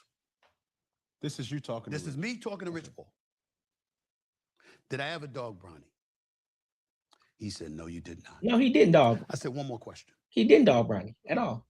If you had called me and said to me, LeBron is pissed off. LeBron want to see you. What would I have done? Made yourself. He said, you'd have been on the next flight to LA. I said, thank you. Because see, that's my reputation. Now, see, people can chirp and they can talk and all this stuff. Yo, bro, I've been at this for over 32 years. What you're not going to find, no matter where you look, is somebody saying, I betrayed them. And they ain't going to tell you I attack families and stuff like that. I would never do that in a million years. I wasn't paying. He don't attack families. He don't attack families. Attention to Bronny in a literal sense. I was saying you are on the Mount Rushmore. I got you as the second greatest player to have ever lived. This famous footage of him talking about and literally giving you the last 3 minutes of a game where he's dissecting and highlighting every single play that took place. That's what a savant LeBron is with basketball. So I'm like, you must know. You can't put him in that position in front of us like that. But a lot of people can't say that. I can. So I did. And that was it. My point is that when he rolled up courtside, I was like, yo, bro, we can meet in the back. Fuck that, blah, blah, blah.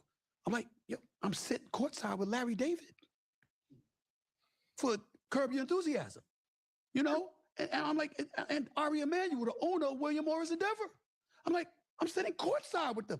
Brother rolled up courtside during timeout in the third quarter. So you felt disrespected? Well, not just disrespected, but defenseless. Because what I'm going to do, Cam? What can you do? Like, it's courtside in the third quarter of a game, a nationally televised game.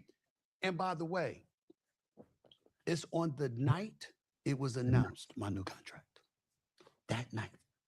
That day, the news came out that I had signed a new deal. That night is when he did that. So my point is, there's all of those emotions. And then you couple that by going on ESPN. Well, yo, it's no disrespect to anybody, but I'm the top dog at ESPN. You think you gonna come on the network where I work and disrespect me and I'm gonna sit there muted? Hell no. That was not going to happen. And so because of that, I said, now the gloves come off. We've been dancing around this all of these years. We don't like each other. Now I'm over that now. I don't feel the animosity towards him that I once felt. Have you since then talked to him? No. Do you have, is there a world where obviously you are the face of sports media. Domestically, and I can't speak globally, but I will go as far as to say the top dog in that regard. Is there a world where you and LeBron are able to sit down, whether on camera or off camera? I'm a grown-ass man. If LeBron wanted to talk to me, I would talk to him. Okay, now let's flip it. I just know. Do you want to talk to LeBron? And I don't care. I really don't. It doesn't matter to me whether we do or don't. It doesn't matter because it has no effect and impact on my career. And the reason why that's important for you to understand is because it's time that we stop playing games when it comes to this industry. I do not need him any more than he needs me. I'm good.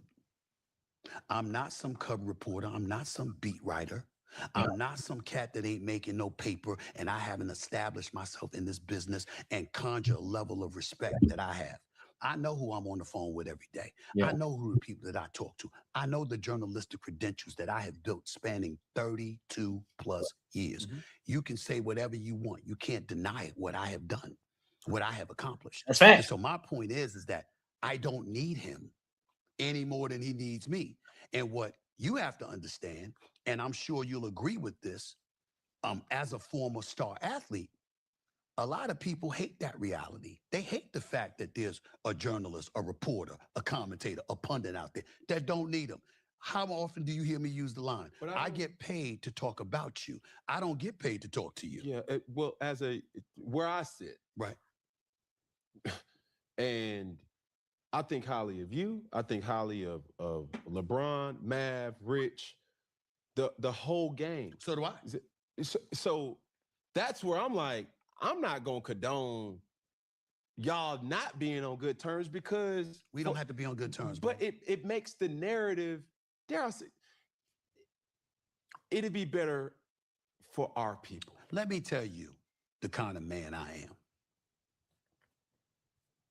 a good point. LeBron and I don't ever have to speak in life again. He could pick up the phone and call me and say, man, I need this for these kids in Akron. Where you need me? Man, I got to do some shit for these kids in South Central LA or whatever. Or I got to do some shit for some kids in New York. Done. This notion that all of us got to sing Kumbaya and hug one another, that ain't reality. We're men. You got your life, I got mine. Yeah. Hey, listen, I'm not gonna hold you. That's a great point. He making a great point, and that's where that's that level of maturity. That's that level of the level that Stephen A is at now. He's in that place of serene peace. Multiple dollars coming in. He don't have to, he don't have to get it out the mud anymore. He chilling. He real deal at peace. Now, of course, just for the optics and just how we like to see everything, we would love to see them, come together, hash that shit out. Like, hey, big dog, I was off. Bron come to apologize. Listen, bro, I was off. I received that information wrong, man. That's me, dog. Can you forgive me? It is what it is. Lock it up. Me personally, I would say do it behind the scenes. Do that shit behind the scenes because it ain't gotta be, that shit don't have to be public. Everybody ain't gotta see that shit. Y'all just do it on back end, or LeBron give Stephen A call. Like, hey man, listen, bro, I just want to apologize, for that whole debacle and shit, this shit the way, let's sit down, let's have a talk. Let's hash this shit out. You feel me? And so on and so forth. I think that would be pretty dope. But like I said, he's in a great space. Stephen A is in this great space. LeBron is in a great space. If it happens, it happens. If it don't, it don't. They both are in great spaces. They don't need each other. They are phenomenal without. They are doing good. They are fine. They're gonna be fine. So, you know what I'm saying? So make sure you like, comment, and subscribe for the algorithm. Make sure you hit the bell notification. Listen, if you enjoyed this video, be sure to check out either of these two videos right here. And make sure you share this post with your friends and your family. He said, pour that thing up. Hold on, pour what thing up? What you talking about, Battle Zone? I appreciate he said he doesn't feel animosity and doesn't have revenge.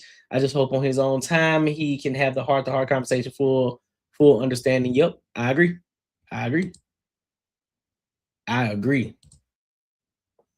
Hey, listen, I'm gonna be right back, y'all. Give me a second. I'm gonna be right back. Don't go nowhere. Support the channel too. Hit the super chats up real quick while I'm back. It ain't gonna take me that long. I just gotta go grab another drink real quick. Be right back. Then we gonna get into some Kendra G.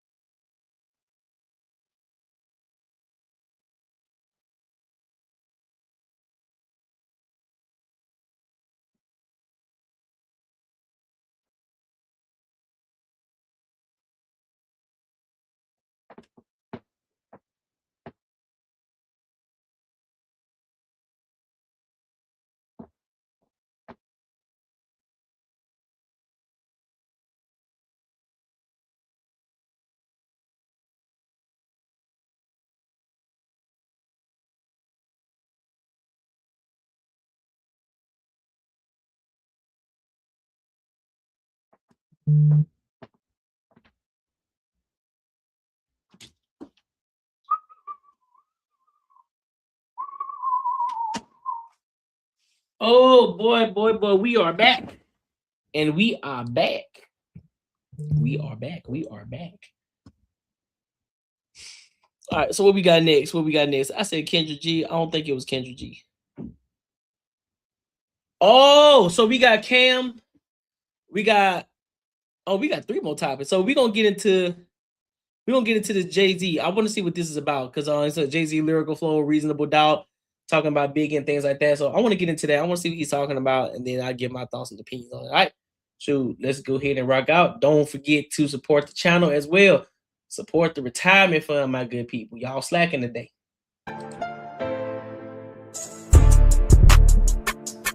The first time I wrote a rhyme that I thought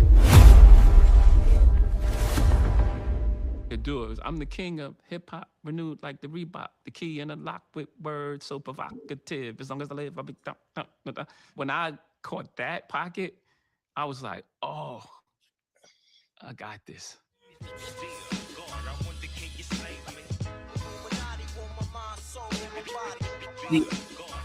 My early years, I had a big green notebook. My mom had got me this notebook, and I was just writing, and you'd be sideways and slanted and just like a mess. And I was writing really small because I didn't want anybody to read what I was writing. In my teenage years, I moved further away from the house. And as I moved further away from the house, it was hard to like hold these things. I had to retain these thoughts. I didn't write anymore in that little green notebook. I wish I've had it, man. I'm really, I never kept up with things. Oh shit, my bad. That's a whole different experience. I tell you about that. That was the first time I made a demo. Jazz and Big Daddy Kane in Brooklyn were the two guys at that moment. And the connector was Fresh Gordon. You know who Fresh Gordon is? I know because I've read about it. Oh, okay. Fresh Gordon was a super connect. Everyone used to be in his house. Fresh Gordon actually really, I believe, did the Push It beat and sold it for like $5,000. That's the folklore. I don't know if it's true. But you go to Fresh Gordon house and Marky D be there, Pepper, and then he had like all the computer equipment. His house was beautiful, incredible. So anyway, in that house, the two guys were gonna meet up. They was gonna make what we call a mixtape now. And everyone was talking about, yeah, who's that kid? And so Kane was like, I want to work with you. And I made a demo with Kane. And it was the first time I was like, oh, I can make songs. And that was I played for my uncle. He's like, man, get that shit out of here. I was like, I'm gonna be better than LL Cool J. It's like, get the fuck out of here. But my uncle loved me. He was protecting me in that moment the way he could. Because I was dreaming too big for him.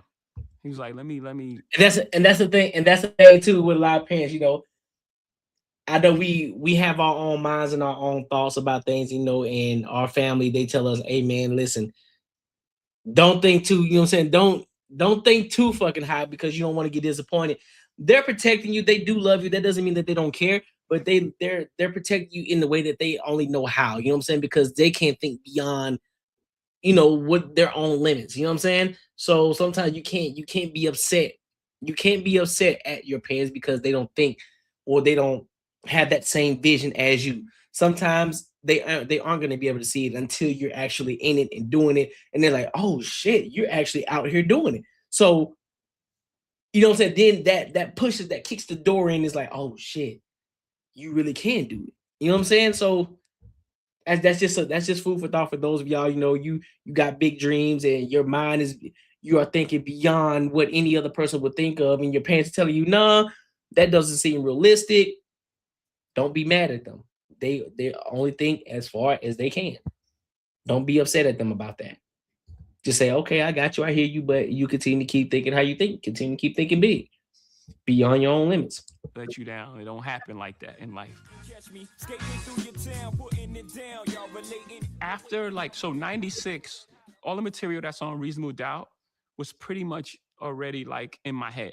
The thing about that album is the freedom in it and how naive I was. I didn't know anything about the music business. I wasn't trying to make the greatest song or, Streets is watching. The third verse is 68 bars. It's not 16 structured bars that I know is be palatable for the audience. What I was thinking during Reasonable Doubt was when my guys hear this, it's gonna be their mind's gonna be blown because we just left Vegas and this tells the story of our whole trip. They're gonna go crazy. This story that we just completed and now we're back home, they're hearing on wax.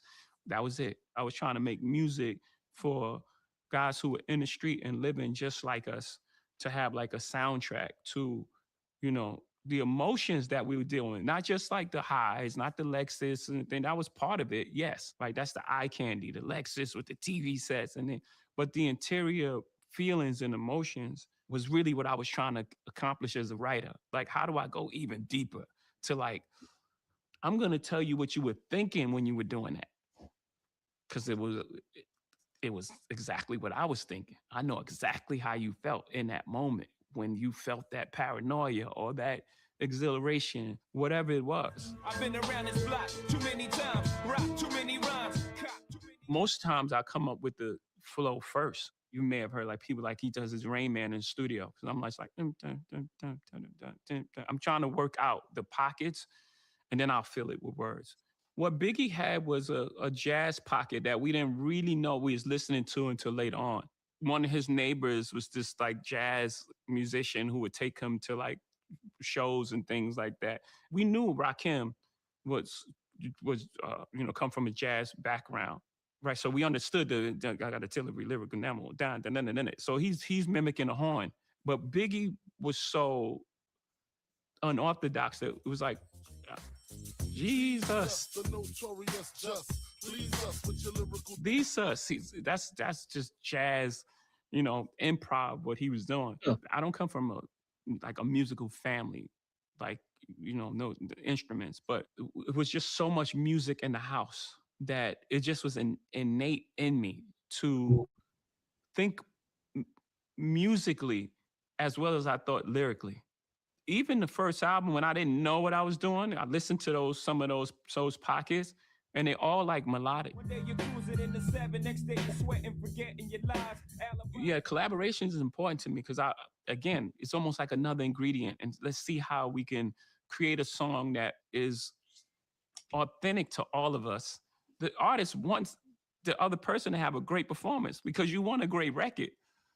You don't want to have a performance where you're just, your verse is just obliterating someone and then, no one wants to hear that verse. That's not good for the song itself. I'm a fan of songwriting, so I want to know that the outcome. I'm curious to see how this is going to turn out. What is Pimp C going to say on this beat? Right. He didn't like that beat in the beginning. It was just like, hey, Jig, man, that's thing too fruity, man. Like he thought he was making like the biggest commercial like sellout record, and he took some convincing. He still did the song. We actually was really cool once we met each other. I think he had 8 bars. I'm not sure, maybe 12. I think he had 12 bars. 12-bar verse that was like one of the most memorable verses on a song. Because me and Bun is like, it's the big rap paper down, we just did a triplet flow to it. Big pimp and spin the cheese. But he did the opposite. He wouldn't even, he cut it in like, I think quarter note, whatever. He cut it like smoke.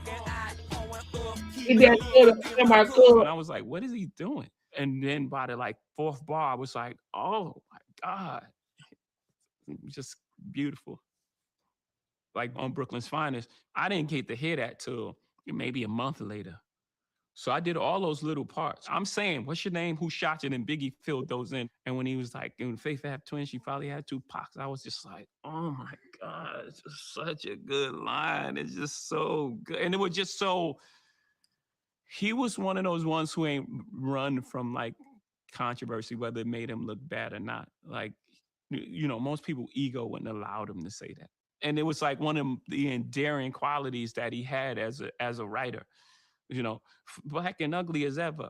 And then one word was so powerful. However, black and ugly as ever. However, anything he said after that was going to be amazing. Those are little tricks as a writer that, that you everyone's trying to accomplish. I can't say everyone. That's that I'm trying to accomplish. Like when I'm writing, is like just a word that just changes the framing of the thought in a powerful way in the shortest amount of time. Because that's hard to do. Like if you got unlimited, God did verses. I'm gonna hit on something because I'm writing through so many pockets. I'm gonna hit on a bunch of things. But if I got 8 bars, you know, if you think about like fronting, like that was a very condensed, hard verse to write. You got 8 bars to convey your thoughts and get out of there. Every time your name was brought up, I would act all nonchalant in front of an audience like you was just... You know, those is when you got to sit down and really just like, you know, make sure every measure counts. Guess who's back? It's a challenge for the pen, like when you're creating for someone else, and especially people that you respect. You know, Dr. Dre, I grew up obviously a fan of him and Snoop. You know, this is Dr. Dre coming off, you know, leaving Death Row. I know where he was trying to go because I've been there a couple of times with like Kingdom Come and those things. So he's trying to make, you know, he's like, I'm leaving this place and I want to mature. So for me, it was just natural to like get into his psyche. Like, what would he be thinking right there? What would I be thinking? Right. I would be thinking, I have to remind people that I'm Dr. Dre. That's where Still Dre comes. Still. Dr. Dre is the name. I'm ahead of my gang still. It's like a challenge for you as a creator. For me, that's where I really thrive. Like when I'm challenged to like do Well, they definitely make a word mean all more. this shit out. It's triple entendre, quadruple entendre. That's when I feel like I'm at my best. You know, you can pin yourself in the corner and say, I'm gonna write a song about, you know, alcohol. And I'm gonna just like find clever lyrical exercise is a better example. So now I'm just gonna take all these references, you know, about bars and sit-ups and chin-ups and things, and I'm gonna make it make sense. And it can't be corny. Bring your squad, biceps, triceps, and quads. Almost like a cooking show. These are the ingredients I got to work with. I'm making this type of meal, and I have these sort of things, and that's it. You take one of your arms and you tie it behind your back. That's a challenge, but it's a challenge as a writer that you relish and you want. What good is a menage a trois when you have a soulmate? 444 was, I mean, the toughest thing I had to write, and not lyrically, not the greatest metaphors I've ever created, but like the vulnerability and the honesty and transparency. That's hard. That's a difficult thing. I suck at love. I think I need a do-over. I will be emotionally available if I invited you over. But to do it for the entire album and to sit in that and like talk about real subjects and real talk about, you know, how your kids are gonna feel. And, you know, at some point you're gonna have to sit down and speak to them and all these different topics. That was the most difficult album that I had to write. And Niggas in Paris, I think that as a writer, those are like some of my best moments, the finest moment for me, the most rewarding. I wouldn't say best. My most rewarding moments is to make something that people just dancing to, having a good time. But the theme of it is just like, wow, you know.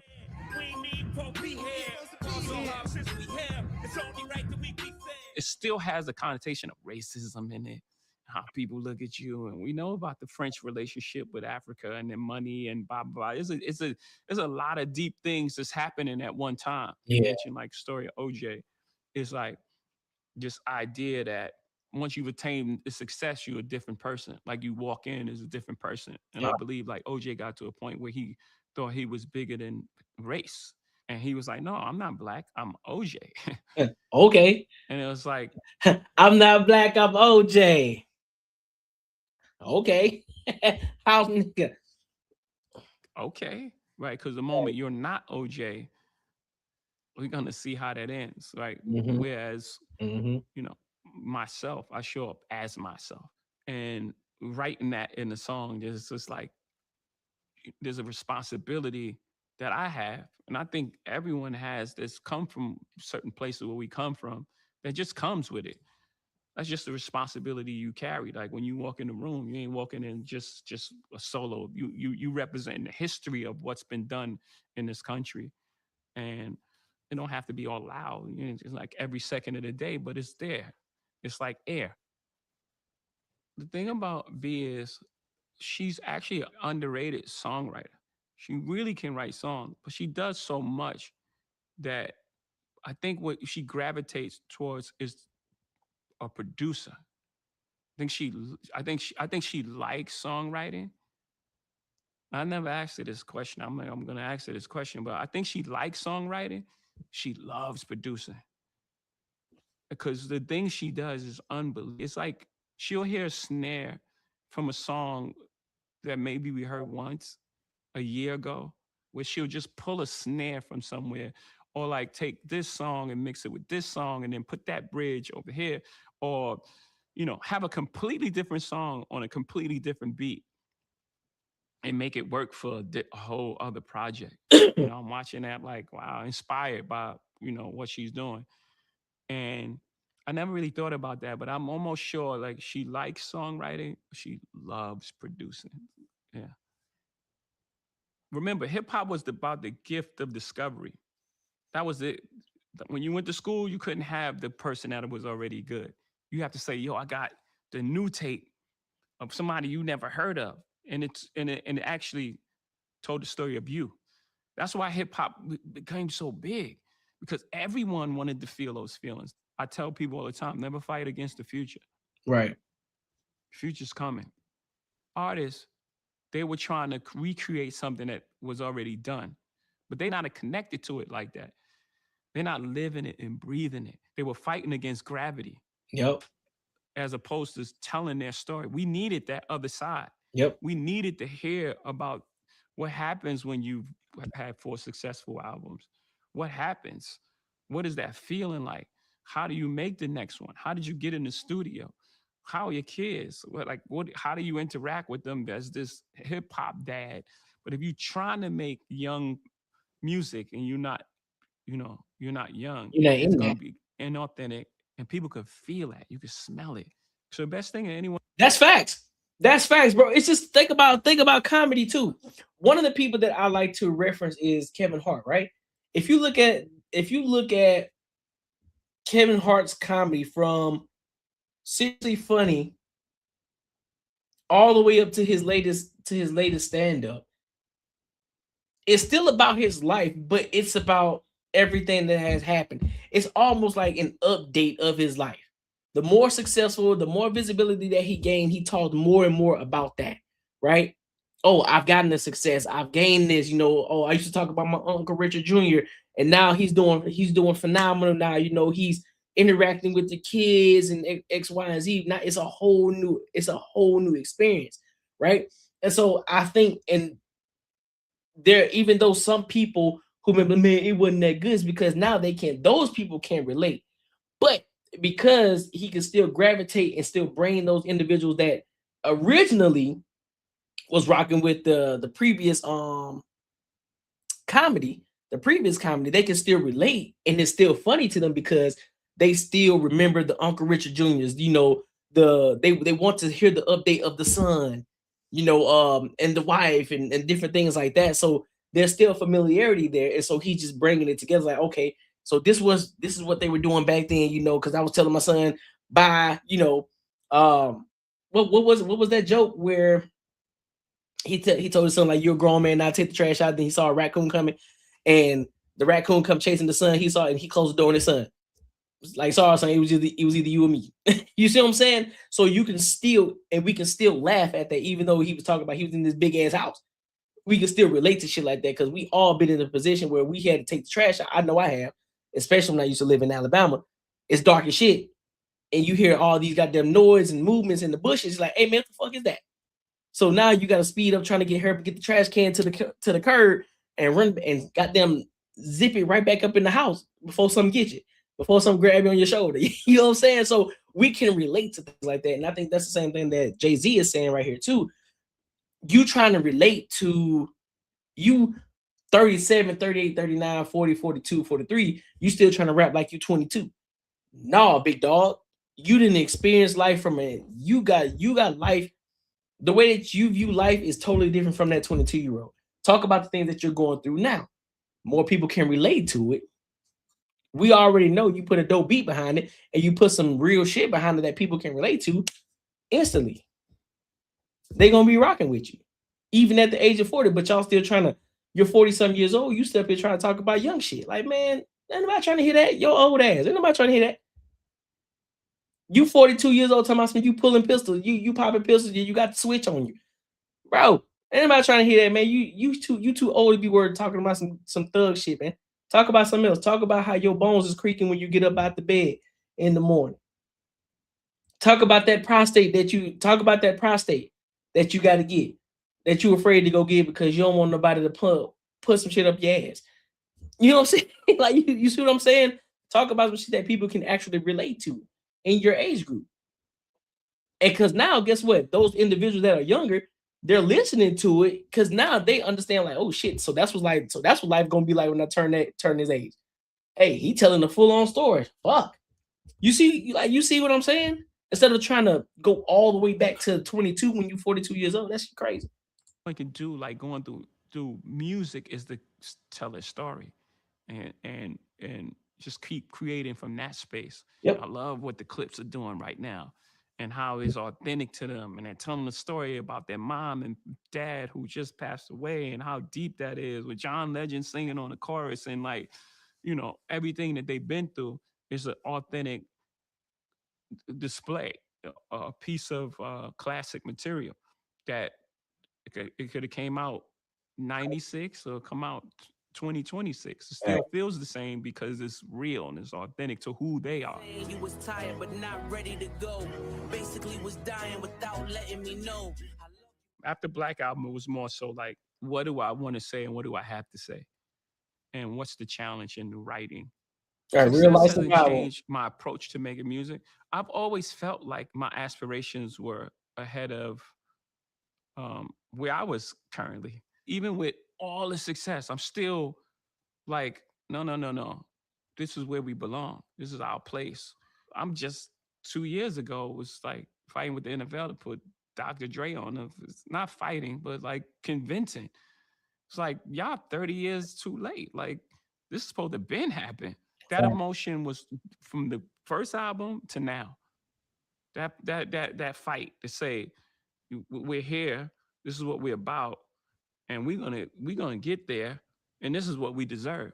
Like I said, those are the ingredients that go in the song, whether it be about, you know, a big yacht or the Lexus, bragging about money. Those are just props. That's not the engine. That's not the emotion that my music is running on.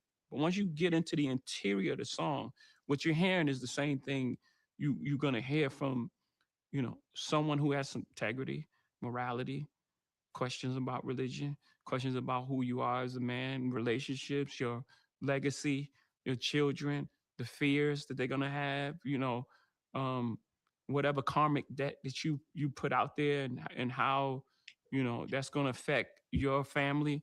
Those are the real themes. My locations have changed, but who I am as a person and what I believe in, none of that's changed. Things I believe to be true, maybe young, I don't believe so much. You know, a lot. Man, shout out to Jay-Z, bro.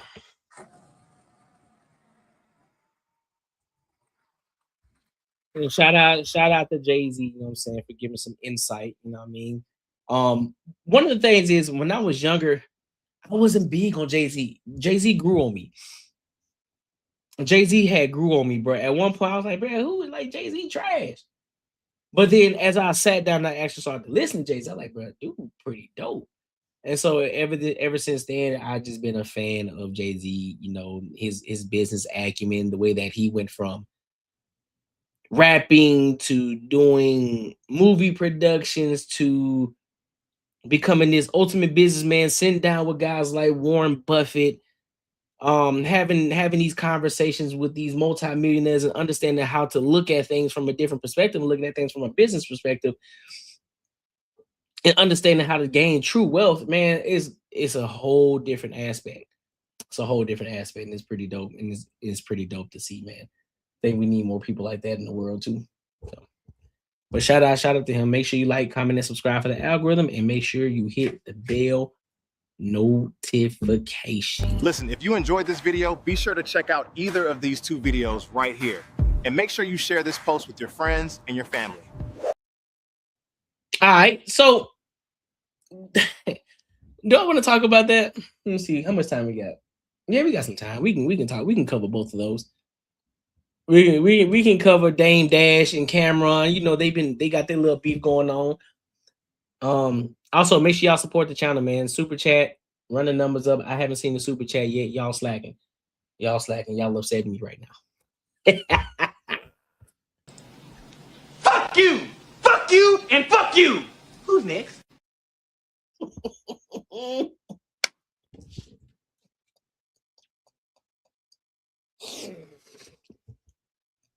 Bruh, y'all crazy as hell.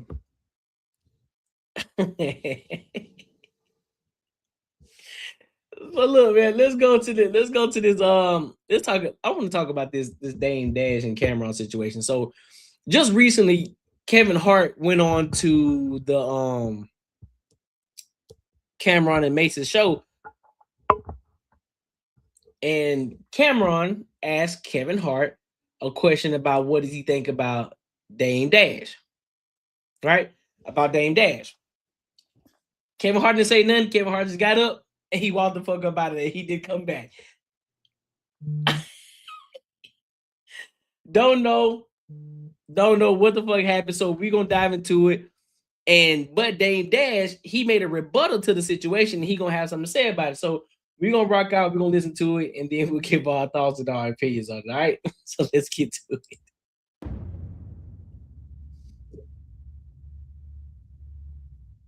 Dame, happy to have you back on the platform, man. Happy to have you back.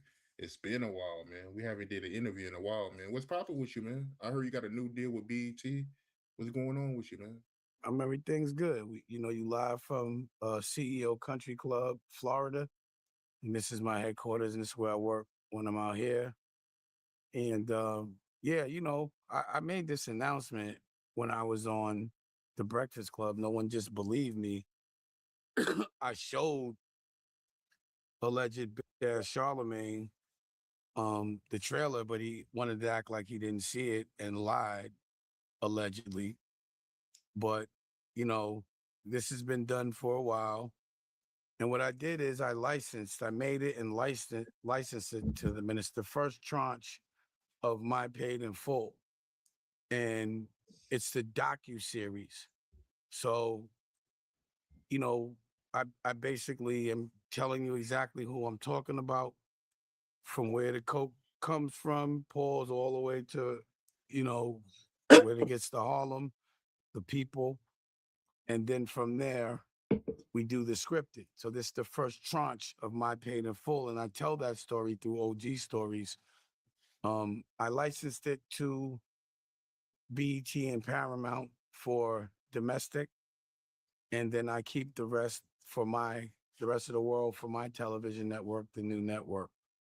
So it's a different kind of deal. It's definitely not a deal that made me rich, because I had to pay for everything, but I still own it.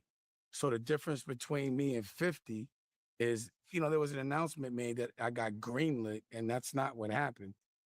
We already made me, Brian, and Louis Carr, before Louis was the president, we did this deal.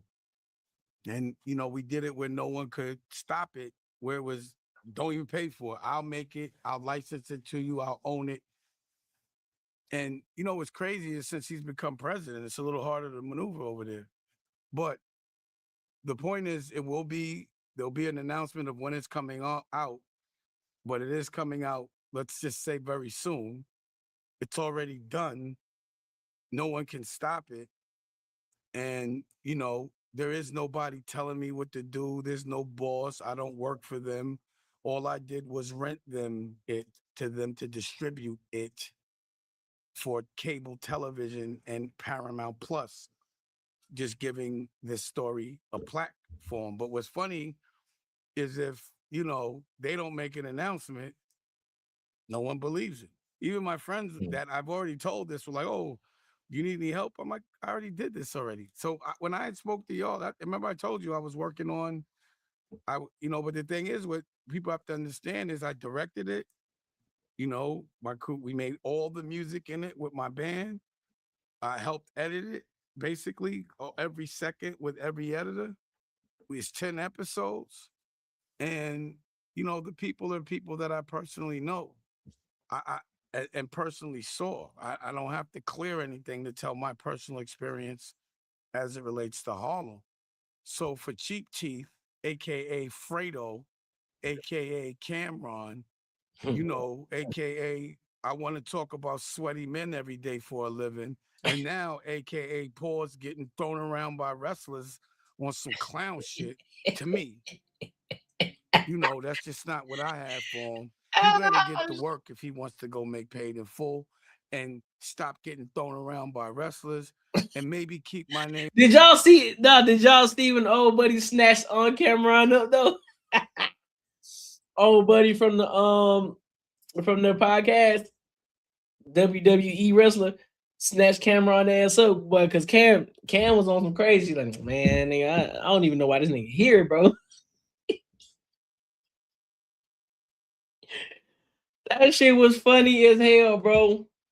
Camera is a fucking character, dog. I swear. Out of his big mouth with those cheap teeth, with those what are those in his mouth? Because again, if you're gonna do something as intricate and personal as getting teeth, pause, you should be patient. You should make sure it's the right dentist, and you should make sure they're not too big for your face.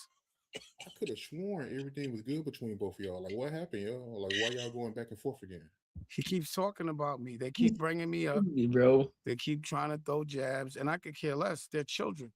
They play childish games. I just feel like they might keep saying my name because it gets them relevant or in the algorithm. But I just don't know how you can make a career talking about me once or twice a week or bringing my name up, or why you want people to think I'm fucked up. I don't know why you want people to think that. And you supposed to, you know what I mean? Like, now it's you. You're the new one on the other side. But so corny. You think it felt good, pause, to see him jumping around with G-Unit like a clown? I know they laughing at him. I know they made him do it. I just think they got pictures of him, allegedly. But they should stop talking about me. It's not even like I'm starting, but I don't know what it is. They know I'm not going to let any of that slide. But they've been, you know, I was just waiting for to get real teeth. Like, I had the dentures, but, you know, I told you I had, right there, but in the last interview, I had dentures. Because I was going through the bone healing, but now I got the implants, so I'm popping it now. And we back outside. So you see, you know, Nikki Licky got a hit record with PD Crack F1. I got the CEO race team is racing May 2nd at the Arbondale racetrack, so you'll see that. And I'm opening up these CEO country clubs, my version of a real Soho house, all around the country. And, you know, LA's the first. Well, actually, I did it here first. But then LA, I'm opening that. Then we're going to go open up the hotel in Chicago. But it's members only. And I gotta see something, bro. I really gotta see something. I don't mean to count his pockets, but I gotta see something. What's his net worth, man? What's his net worth?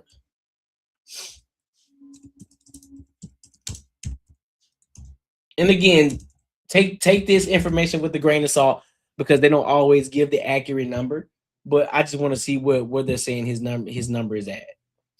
So in 2026, Dame Dash's net worth is estimated to be around minus $10 million.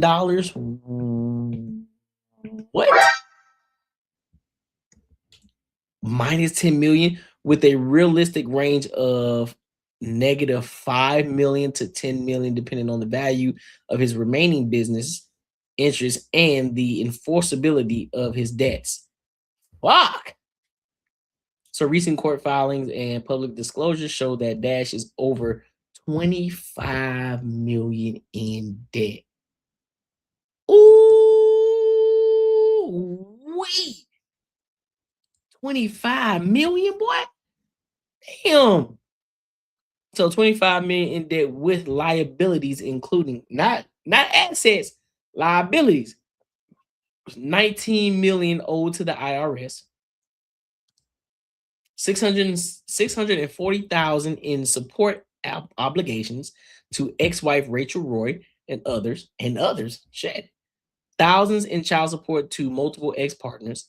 He has filed for bankruptcy, citing only about $4,350 in assets at the time of filing, which includes a $500 cell phone and no ownership of a home, car, electronics. Oh, he finessing. He finessing. He finessing 1,000%.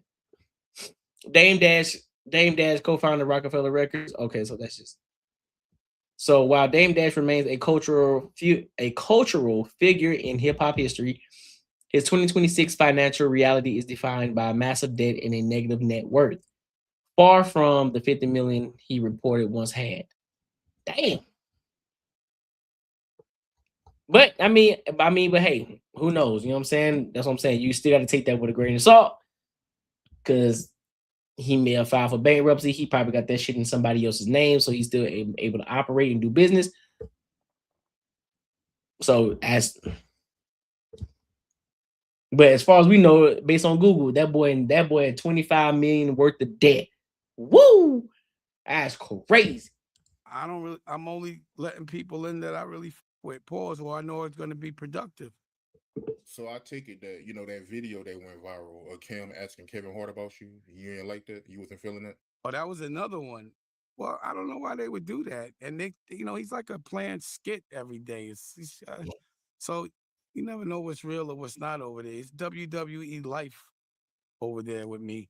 But I don't know why the first question you would say is, what do you think about Dame Dash? I mean, that's gay to me. Like, why are you asking another man what they think about me? That's gay, allegedly. So, again, allegedly, the reason why Kev is not cool with me now is because I was protecting him when Kev was bothering him. And the next, I showed it when I saw Kev, he had on Uggs and, leotards or whatever. And I got at him and said, don't bother Cam no more. That's my little brother. You know better than that. He's with me. Pause. And then Fredo asked that question. And literally he called me like, yo, man, I think he got at me. He wasn't just telling me other than to say protect him. So I said, I got you, little bro. Don't worry about it. Like I always do. Every time Cam has had a problem, I've dealt with it, not other shit that I don't know about. But when he has any issues in business, I'll save his life. When he had any business, that's why I was so upset when he got punched in his face and didn't do anything with my cousin there. Because I was like, yo, I thought you're supposed to be watching. He's like, he wasn't paying me that day. We was friends. He's not going to get his sneak bodyguard on some slick shit. But I got to remember, this is the guy that got his, his whole career punched out of his face and didn't do anything. And it was only 3 people. Only 3 people. It was 3 people. It was like, that's it? That's why you let a man punch you in your face? At least punch him in the face and run or curl up or something, but don't get in the car and drive off and cry in the car. And then go get some, a mouthpiece because you had because he was Bucky Dent before, pause. And now he got a mouthpiece, a cheap mouthpiece. And I'm just wondering why he didn't fight back. And crazy boy. Why he continues to be now like he's on the other side. Him against me, it's like draining, but I'm not going to let him keep talking about me and with me not saying anything. And I just feel like because no one wants to, because he sounds stupid when he tries to talk articulate and do interviews. He's squinting Tarantino. He's squinting. I mean, it's just not entertaining to look at. I'm not hating, but I just don't think the rhythm is there like it was before. And I guarantee you that show, a sports show, that show only exists because of Mace. So I remember Gilly telling me personally, like, nah, we told Cam we can't do the show without Mace. And that's why he went and got Mace. But that show wasn't anything, and they wouldn't even do it without Mace. So he had to put his tail between his legs because what he was telling me was I can't with Mace because Mace was, lying about God, and I don't play with God. But for the money, all of that went out the window. So he had to be humble, and that's why Mace is sitting there laughing at him because you don't see Mace running around beefing with everybody. Well, I love Mace and the respect that we have amongst each other after everything. Again, he's the only one that got on the show and promoted. So he knows that this is a business transaction. We all know that Fredo is a transactional person, and this is for money. But I know that you never see them hanging out with each other other than in the front of a camera. They're not friends. So me, I work with my friends. I don't do transactional relationships, pause, with my friends. It's always been for love. And this distraction of him playing games and not being able to really, and trying to paint a picture of me, like, why would he be the one to try to make me look like I'm struggling or I'm doing bad or I'm a different version of myself, right? And he's still the same guy that won't get in front of me and have a conversation because he's a coward. You feel me? A coward with big teeth, big cheap teeth. Man, this shit here is comedy, bro. These niggas be going back and forth at each other for a long time, bro. Bro, these dudes are crazy as fuck, bro. Throwing shots back and forth at each other, bringing other people into the conversation. Every other people catching strays. It's like, damn, bro, why you bringing my name up into the conversation? Well, like, I ain't mean to bring. Nah, man, don't bring my name up in this conversation, bro. It's between y'all two. Don't bring my name up at all, especially when you on camera. Don't bring my name up at all. If it ain't nothing positive, don't bring my name up at all. Don't even bring my name up at all. Matter of fact, fuck it. Don't do it. Don't even say my name. I don't care if it's positive. Don't say it. Bringing me in between the beefs, crazy as hell. Don't be doing that, man. What's wrong with you, bro?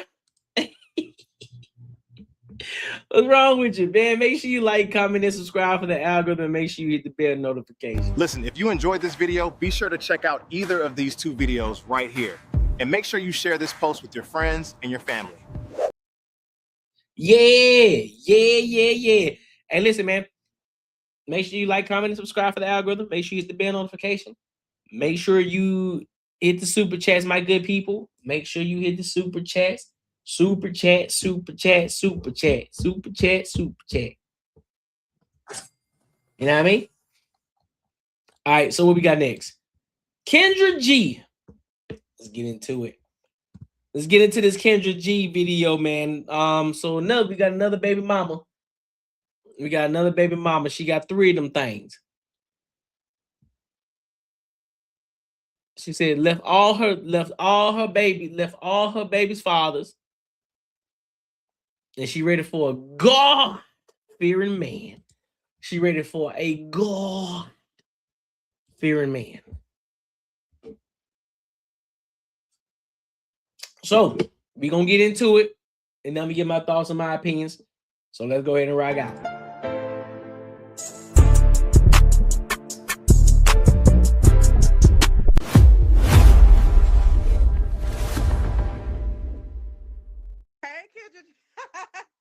You ready, girl?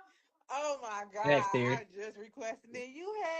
Yeah, I'm ready. How you doing? Hey, Kendra. Good. Wipe your camera for me.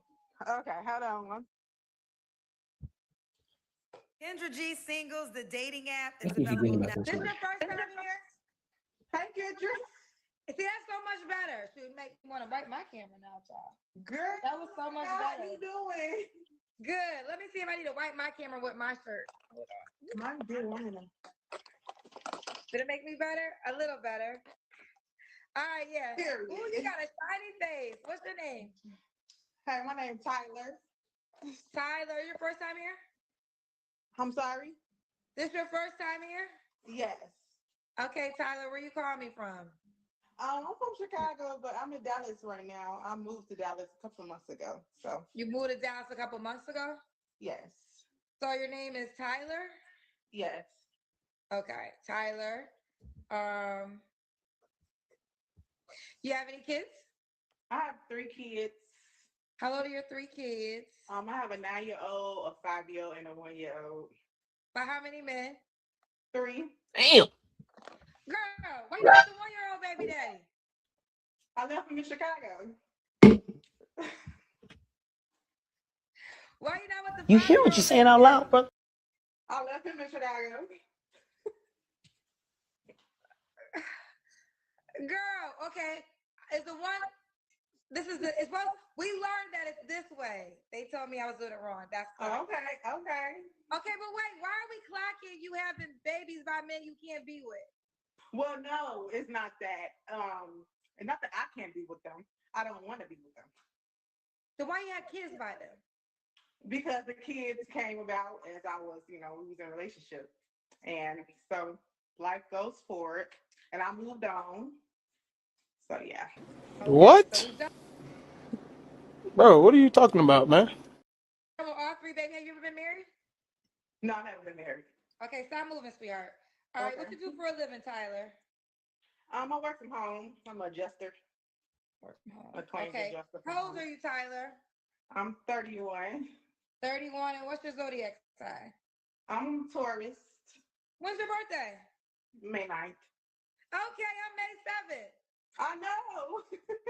Girl, stop moving. I've been watching your show for years, ever since you came out. COVID. Thank you. Yes. Thank you, honey. Thank you, honey. All right, stop moving, Tyler, okay? All right, here we go. Put your phone down, girl. Just put it on the counter or something. Let's stand up so you can stop moving so fucking much. So we got, you're from Chicago, right?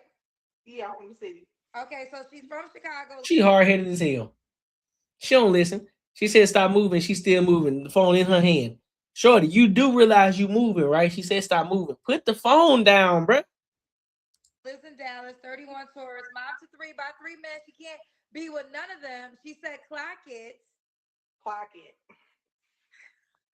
She works from home. She's an adjuster, never married. And she's a Taurus. What kind of man you looking for? Tyler, girl, why you keep moving? Why can't you sit your ass down? I've been sitting down all day, Kendra. Oh my God. Sit down until this interview over, girl. You're giving us like motion sickness. Right, I've been doing the goddamn It was moving. funny. Oh my gosh. Okay, hold on. Hey, y'all. I didn't even see the comments. You must have turned them off. I didn't turn the comments off, but don't worry about the comments. Worry about this new man who's going to take. She better be on some bullshit, bro. She already coming in with ill intent. We already see what's going on. She on some bullshit because she ready for the comments, reading the comments. Oh my God. Who don't mind? You got a 1-year-old, a 5-year-old by men you can't be with. Kendra, I know you are you a bit pregnant? But what does that got to do with this? It don't, but if you could get pregnant, you probably have kids right now and probably left them in the past too as well. So this is what I will say. A grown ass goofy. Remember, I just told you, you that old gang. I think that life happens, but I feel like one baby daddy. I think one baby daddy's grace, right? One baby daddy's grace. 2 baby daddy, second baby daddy. You might be like, okay, yeah. Now I'm like, no more kids. But third baby daddy, it's on you. Third baby daddy's on you. Because if you didn't learn from the first and the second baby daddy, you can't use that excuse for the third baby daddy. Because by this time, you have did enough experience to know what's right or wrong. I ain't at 4, 5, 6. They be getting up on here with 4, 5, 6, Girl, 7, no. 8, 9. But 3 is a lot too, honey. You want more kids? No, I'm done. He gotta have kids because that's the thing. I keep on running to men with no kids, and I don't want. They want kids. I don't want no kids. So, yeah. So okay, let me find what you're looking for. What kind of man you looking for, Tyler? I want a God-fearing man, a man that's into the Bible, into God, goes to church. A career man. I want a man. I'm about to fall out this window. That nigga crazy. Boy, listen. I'm gonna go ahead and preface it by saying this: there's nothing wrong with change. You should want to change. You should want to improve. You should want to be in the space that's more conducive for your life, more conducive for you than where you were before. But here's the issue that I'm having. Why is it always the ones they done got 3, 4, 5 babies by different men? Now all of a sudden you want to turn the guy. Not before, not even after the first one. Not even after the first one. Like, you know what? I need to get my shit together. I need to stop fucking around. You do it after the 3rd, 4th, and 5th one. You got 3 baby daddies. 3. Now you want a man that's heavy into the Bible. You want a man that has a good paying job, because now you see life is hard with them 3 kids. And now you gonna want you a man. I need me a real man. You know, he's gonna accept me for who I am. He's gonna accept me in mine. He's gonna be willing to come in and take care of everything. That's what she's looking for. Dog. Stop, man. Stop. Stop it. Get some help. You got a 1-year-old baby daddy. When did you find out about God? When did God come into your life? God has always been in my life. I grew up in church, Kendra. Boy, it's out the mud. We got Rashad McCount. Who was the pastor? You were so funny.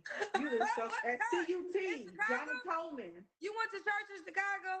Yeah. What church? Christ Universal Temple. Who the pastor? Johnny Coleman. You from Chicago. I know. You needed to go to now. Reverend Stark would have had you right. Shout out to Pastor Charlie, then my godparents, the Meeks. You child, girl. I never heard of this pastor. Bring the camera now. Okay, so he got to be God-fearing. What else, child? Yes, he got to be loving. Love for kids. He got to already have kids.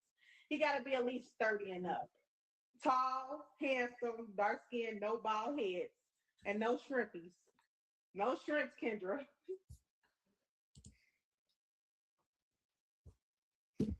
You see these delusional ass laundry. How the hell you got 3 baby daddies? You got 3 kids by 3 different baby daddies, and you got the nerve to talk about, man, boy. So he gotta have kids already. You don't want no more kids. I don't. No, I'm done. I'm done with the postpartum, being pregnant. It's too much. Okay. Okay. He gotta be tall. You went to the okay. Before I'm gonna do my questions. You kind of answered some early. What are your deal breakers? My deal. She can't sit fucking still. Men who are angry. Men who are angry and men who don't know their worth. Men who just jump in job to job to job to job.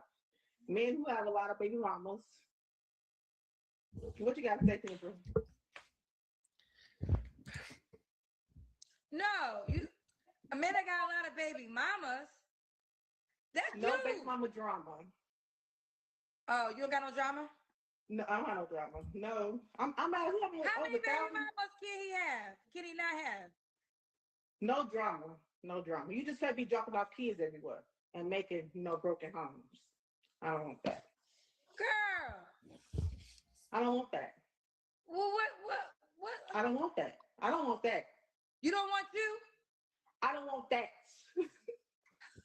I don't want that. Girl, you got 3 broken homes.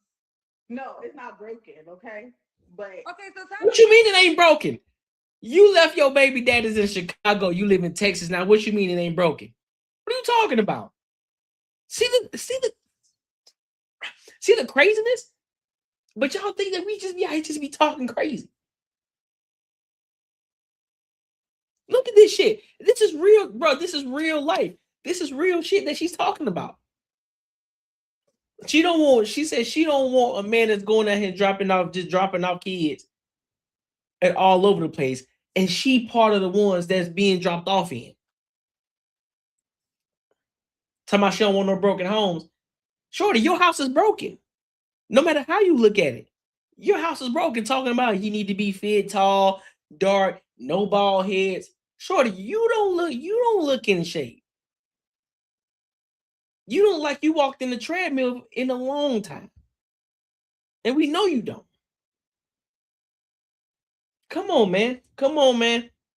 Come on, man. I mean, I was broken if the guy does it, but it's not broken if you do it. Kendra, oh my God, I left them. I could go back and be with my kids' father. No. Are you considering it? I don't want to. I love Chicago. You know how Chicago men is. You decide to have babies about it. I gotta talk about the men of today. And here's the deal. There's a couple things. I don't want to go off tangent. I'll talk about that after. But to circle back around, when you say you don't want a man with a lot of baby mamas, what's a lot? A lot is like 4, 5, 6. Drama. I don't want the drama that comes with. Well, let me see. You said, I was asked, will you date you? Is a question someone asked me. It was innocent and made me look in the mirror. I gave grace. I give grace for everyone's time to look within. That's what I'm saying. That's a great question. Now, listen, let me ask you a question. Would you date you? But to be honest, too, I think some people will lie. they will lie to you in their face, but they'll go back and look into the mirror like, would I actually date me? I know I'm a handful. Like the way that you act, and I would ask before I ask that question, I would ask before, like, who are you? First of all, I'm like, what do you think your flaws are?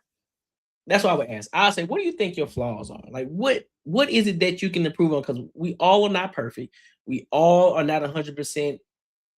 100%. We all got our flaws somewhere. What are your flaws, right? And the flaws that you have, would you date you? Would you date you with those flaws? That'd be that'll make a motherfucker deep dive. Then like, damn, would I actually date me? Because now you have to look. Now, not only do you have to look within yourself, now you got to look at the people that you have interacted with and how they actually experience you. Because a lot of people think that they're dope. Like, oh, I'm so dope. I'm so cool as fuck. I'm like, okay, that's great that you say that because I'm with myself every day. I say, yeah, you're with yourself every day, but you don't experience yourself from the out. You are just with yourself. You know the things that you do, but you haven't experienced yourself. How people view you from the outside looking in. Because you know how you know how sometimes you go to you know how you window shop, right? And you see a certain outfit. And that outfit looks dope. Like, damn, that outfit look dope as fuck. But then you go to try that outfit on and you realize that outfit don't look the same on you as it did on that mannequin. It's like, I don't like this fit. It looked really good on that mannequin though.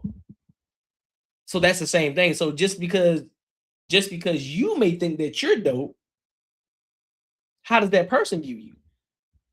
Because they may be like, that motherfucker was annoying, they corny, talk too fucking much. Don't say they talk too much, they chew loud. You know, they don't listen, they're obnoxious. You know, it's many different things. So you got to look at that too. I used to say I want a man with kids. But real quick, I know you said something earlier. I could definitely have kids. I'm 47. I could always get pregnant. I just didn't want to have babies by men I didn't want to be with. So I don't think that. Listen, for each their own out there, and that if you want to be, there's women who make motherhood deals. You can have babies at 47. They don't really care about the man. I know several women that have done this. They don't really care about the man. They go into it knowing that they just want a child. And salute to you. But just because a woman doesn't have children doesn't mean she can't procreate. It could also mean that she just didn't want to create a human with another person that she did not see herself being with on a long term. That's fair. Never thought about it. You never thought that was an option, huh? If you could get pregnant, you probably would have kids by now. I probably would never been with your child's father right now. That's not true. That's not true. So no, that's just making an assumption. Now this is the truth though. If I were to have a baby with a man, I would be with that man. I wouldn't have a baby. This is my. You brought this up, so if you're gonna ask my front seat, and this is why I do not have a child with a man, because if I'm gonna have a child with a man, it's me and that man and that child to Jesus. And if I can't make that pact, I don't need to have the child. And the reason I say that what would you do with the baby if it's here? I didn't put myself in that position. That's the point I'm trying to make. Because the point I'm trying to make is y'all act like, you can have sex, but there are ways to have sex without getting pregnant. Fact. There's condoms. Listen, we can go through the whole thing. People know a lot of tricks. A lot of contraception. There's plan Bs, there's pull out, there's all different things. And there's no judgment of what you want to do, but to simply say that if a woman doesn't have children means she can't procreate, that's just not a fact. That's not true. Facts. But I will say, but even though, Tyler, even though, let's just walk that line for a second. I think it still stands to say that at some point in time, let's just say with one guy, you got that, but with the second guy, I think everyone will give grace with baby daddy number one. But when we start getting to the second and the third, we gotta look at you now. Yeah. Yeah, look at me. Like, okay, I know I have 3 child.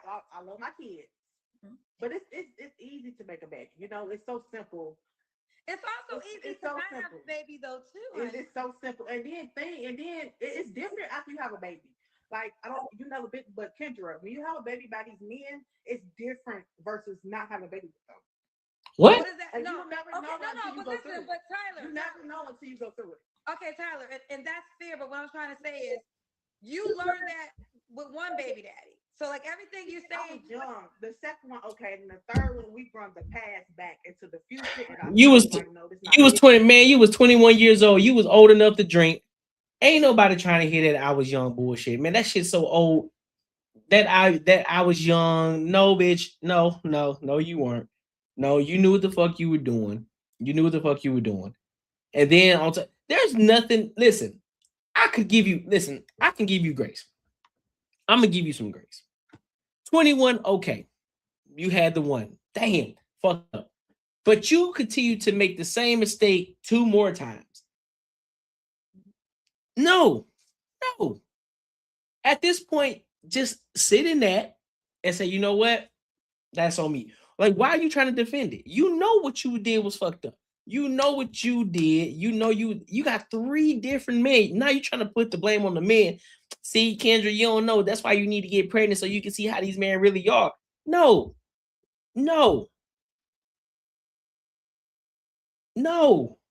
That post-nut clarity is real. They probably listen. You probably was a jump off. You probably was the one when the night was dry, when it was a dry night, when it was a drought in these streets. They're like, man, let me hit up my for sure thing. Let me hit her up, see what she talking about. Boom. They end up not pulling it out, getting babies by you, but they wasn't fucking with you like that for real. Yeah, bro. I don't believe that. I don't believe it. I don't. Because I really didn't know him. And it took, to have a baby. My son here, I could go back with him right now, but I know that's not healthy. Why would I put myself in an unhealthy environment? And I know it's no good for me. So I left. I agree with that. Can I ask you a question? So, do you take any responsibility, or is it all the baby daddy's fault? No, I take responsibility. Oh, okay. All right. So as you move forward, you want a God-fearing man that has kids, that he's not with his children's moms. No, and no, you can't be with but me. Nobody. You can't have side females. You can't be dipping and dapping. You got to be all about me. But if he's a God-fearing man, why isn't he sticking with the women that he had children with? See, he could be like me, in the past, but now I'm God-fearing, I go to church and everything, and my kids in church, we raising them right. We doing the right thing now. What? Yeah. Man, hell no. We learn from our past. Okay, we learned. Okay. She left. When did you leave? You in this clocket, girl. All right, keep the camera on your face. Okay, he gotta be God-fearing. Now you mentioned looks. How we got to look? I'm ready to see this Kendra cam. I gotta see. We gotta see the Kendra cam. Is it a ninja girl? Oh, ninja girl. What do you mean? Honey. You gotta be dark skinned, tall. I'm 5'8", 5'9". I'm tall. He has to be dark skinned, and I don't like bald heads at all. But what if he's God-fearing, but he's 5'7"? Bring the camera down. 5'7", got a belly, but he love the Lord. You can love the Lord. I love the Lord too, but I can't be loving you. That ain't God-fearing. God loves everybody. No, God don't. Don't be saying that. God don't love everybody. Stop that. Stop capping. No, he don't. No, he don't. Man, I'm tall, so why would I want a short man? But that's be the problem though, because y'all say the man gotta be God-fearing, but then he gotta meet your aesthetic requirements first. And the man you just described is a very in high demand man. Like Travis, a that God-fearing, could be it too. Attractive, dark-skinned man. He's in high demand, so he's gonna have a lot of women. Okay, well, hey, when it come to me, you gotta leave all the women in the past. He's not gonna do that. Okay, well, hey, I don't want you to. So would you take? Let me ask you this: this guy we just described, who, and if he go to church, it's literally 100 women to each man in church. So that man in church got 100. He got 100 options, like probably more than 100. So would you choose him, or would you choose the deacon who You know, he's decent looking, got a belly, gonna be faithful, and he will be with just you. Which guy would you choose? Don't have a bald head. I don't like bald heads. Okay, I'll give him hair. Give him here. Give him here. Okay, now which guy you choosing? He ain't tall. He's okay looking, but he got fear. I don't like short men. Okay, so before we get to God fearing, he got to meet the aesthetic requirements. Do he got to make a certain amount of money? Yeah, you can't be broke. You got to make at least. You can't be broke. No broke men. How much money he got to make?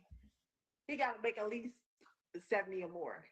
70 or more. 70K okay. or more. Mm-hmm. Okay. Now y'all waiting to marriage for sex, or y'all not that God fearing? Kendra. I'm asking. You the one brought We're not that God fearing, Kendra. You're not that God fearing. We're not that God fearing. Okay. So we will have cookie before the wedding night. We'll be able to take. I would like to wait, but I'm gonna be disappointed. Okay, because I have high expectations when it comes to the bedroom. Okay, you can't have shrimps. Okay, do not no. So he got to be God fearing. He got to be tall. He got to keep the camera in your face. Okay, tall, yeah, he got to put it down in the bedroom, and he got to be faithful to you and only you.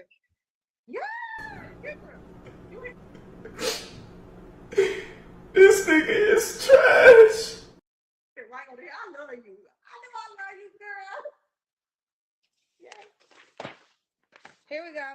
Hey man, you got some money? You can take care of me. Here we go. Here we go. It said we going right. It said God fearing on it. You said he can have kids, right? I'm gonna give him some kids. You said he want to have kids? A couple of kids, that's it. A couple kids? No okay, drama so we got with the baby mamas. No drama. I'm gonna give twins. Oh, baby mama dead. How about that? I help you out. Baby mama dead. Baby mama dead. There you go. There you go, right? That's on ratchet. There we go. Okay, the baby. I gonna kill the baby mama. She said have kids, no baby mama. That's the only way we can do it. Okay. All right. Let's keep going. Let's do the Kendra Cam. Oh shit! Here we go.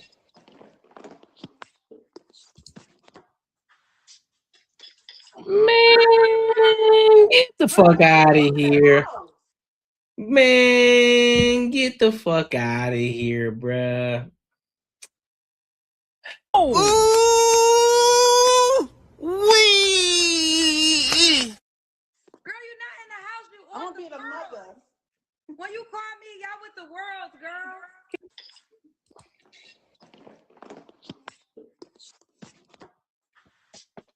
Bitch, get your stupid ass out. That shit was dumb as hell. Nah, pimping. No, nah. Get up in the house. Girl, you're not in the house. You I'm on gonna be the mother. When you call me, y'all with the world, girl. Kendra, I swear I just clicked on a thing and then you just popped up in 2 seconds. No, you call me. I don't call nobody. I clicked on the thing. Okay. We in Dallas. You want the man to be in Dallas? He don't have to be in Dallas. He can be around the world, but I prefer him to be in Dallas. Okay. When was your last relationship? My child's father of about 6 months ago. Oh yeah, just ended. Yeah, last August. You don't gotta answer, but I'm gonna ask. When's the last time you was intimate with someone? About 2 months ago. Was it your child's father? Mm-mm. Who that man? Huh? Who that? He's not an option? No. He was an option, but no. It was somebody that I do from the past. Okay. That's And good, man. 3 flaws you have to work on, Tyler. I'm stubborn. Very. That's right, you're a Taurus. Yeah, I'm very stubborn. I'm working on my patience a little bit, and another flaw. No, not that. No.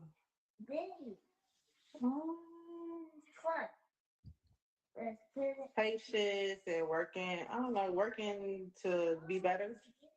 Okay. Kids is That nigga crazy. And why do you guys love to be with you, sweetheart? Because I'm loving, I'm caring, I don't cheat. I'm all about my man. I take care of home. And yeah. You lying to me? You lying? Tyler, 31. Yeah. She's a tourist. Her birthday's next week. Mine are 3, by 3 men, never married. Do you want to get married one day? You do, right? You said? I do. I want to get married. She works from home. Not like that, you ain't. Now. All right. Are you inside the Kendra G Singles dating app? I haven't been in a while up in there. It's been a minute. Do you know your username? I don't. You don't know your username? I don't. I'm going it real quick. I don't know my username. Okay, find out your username. Man, listen, bro. Listen, fam. The delusion is crazy, dog. The delusion is crazy. If y'all really want to see what these people really be like, what men be talking about, since a lot of people hate the manosphere so much. Now I get it. There are some extreme motherfuckers in the manosphere, and I'm like, hey, dog, what the fuck is y'all talking about? Y'all niggas doing a little too much. You know what I'm saying? So I like to sit in the middle. You know what I'm saying? I can be very objective with a lot of things because I can give it to men, I can give it to women. You know what I'm saying? I can hold everybody fucking accountable. I even tell people when I'm wrong, you know, hold me accountable. And I would say, listen, I apologize. I was wrong in that aspect. You know what I'm saying? In this aspect right here, these are the type of women that the men talk about. You got 3 kids, 3 baby fathers. You got a laundry list full of shit of what this man should look like. This man that supposedly is supposed to be all about you. He's attractive, he's tall, and he's making decent money, right? No kids, typically, right? No kids, right? And you mean to tell me you and listen, bro, listen, this channel here, we're about being honest too, right? We're about being honest. She's not the best looking. Body ain't tight, ain't like she in the gym or no shit like that. She got 3 kids, 3 different fathers. And you mean to tell me that this so-called attractive man who's making $70,000 or more, who's attractive, who has hair, right? Who has hair, tall, dark, and handsome, like she said, you mean to tell me that he finna pick you over the litter of women and he's in the church? So I'm pretty sure there's a lot of women that's in church too that don't have children that are attractive. And you mean to tell me he gonna pick you over her? When? Where that at? Let's talk numbers. What is the probability of that happening? The probability. We're not talking about what could happen. We're not talking about, oh, if God sent them down to my lap. No. What is the probability in reality? What is the probability of you getting an attractive man that makes $70,000 or more, that doesn't have children, that will be attracted to you and only you, and would not step out on you? Tell me the probability of that happening. Considering the fact that you got 3 kids by 3 different men. Oh, mind you, and she said he can't be a shrimp. He can't have a shrimp, so he got to be everything. He got to be everything when she's not everything. He got to be good in bed. He got to be God-fearing. He got to be loyal. He got to be tall. He got to be in shape. He got to have hair. He got to be all about her. And if he got kids, can't have no baby. Basically, can't have no baby mama. She'd rather her be unalive.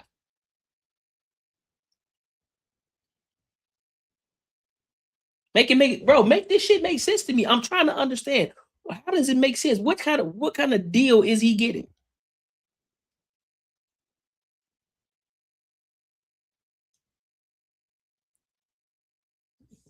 I just want to know, what is he getting? What kind of deal is that? That's a shitty deal. That's a shitty fucking deal that he's getting.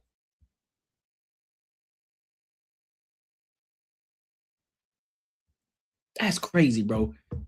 But make sure y'all like, comment, and subscribe for the algorithm, and make sure y'all hit the bell notification. Listen, if you enjoyed this video, be sure to check out either of these 2 videos right here. And make sure you share this post with your friends and your family. That shit wild, bro. me read some of these comments real quick. It said your channel stay honest, cut me at times for the better. Hey, listen. I'm glad that you enjoy the channel, Terry. You know what I'm saying? And of course, it's all love at the end of the day, too. It's all love at the end of the day. It's not me bashing anybody. You know, we all want to improve. We all want to do better. Just like I gave her props. Like, hey, I get it. You know what I'm saying? Every good change is good. You know, her getting back into the church. But I'm just saying, why did it take you so long? Why did it take you 3 baby daddies for you to start wanting to get in the church? You should have gotten in the church after the first one. You know what I mean? So it's just different. It's just like calling out the bullshit and then we improve from there. It's like, all right, we gotta start bringing this shit back down because she doing too much. Like, shorty, you're not that attractive. Like, you're not a 10, you're not a 8, you're not a 7, you're not a 6, you ain't even a 5. So we got to start looking in the mirror and really evaluating ourselves, like we were talking about earlier, Terry. They gotta evaluate themselves. A lot of these women have inflated egos, and some men do too. They have inflated egos as well, and they have to come back down to reality. Because again, you got a lot of men talk about, oh, this woman got to serve me, but big dog, you ain't doing shit. You ain't doing shit for this woman to serve you. You ain't improving. She came into your life. You ain't improved her life. You didn't make her life better. Nor are you working towards making her life better. So why the fuck would she want to follow you? And vice versa. Ladies, you talking about you got a laundry list full of shit that you want this man not to be in X, Y, and Z, but then you can't even give a laundry list of the negative things about yourself. It took you a minute to come up with your flaws because you think you perfect already.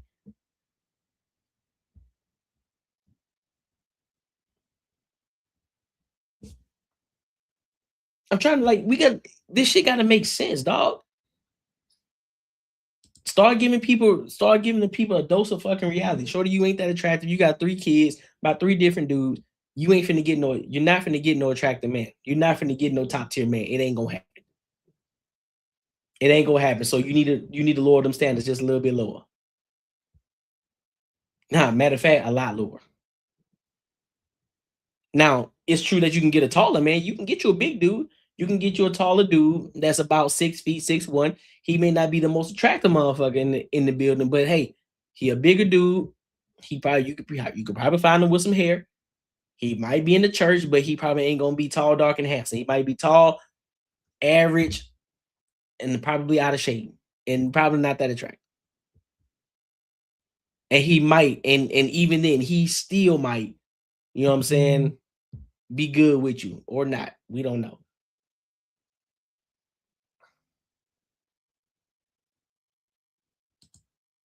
And she's making you look bad, so you push back. Shit crazy, bro. Well, she said she's a negative too. But nah, man, that's the reality of the situation, man. A lot of these people out here, man, they just be on some delusional shit. They be doing too much. They get on camera, they just start saying some unrealistic shit. Like, man, that don't even make sense. You just talking. So yeah. But hey, man, today was dope. I appreciate y'all for kicking it with your boy. Make sure you support the channel. Dive into the super chats before we head out. You know what I mean? Or you can hit me in the cash app, whichever two. Either or. If you truly support the channel, if you truly rocking with your boy, right? But also make sure you like. That is free.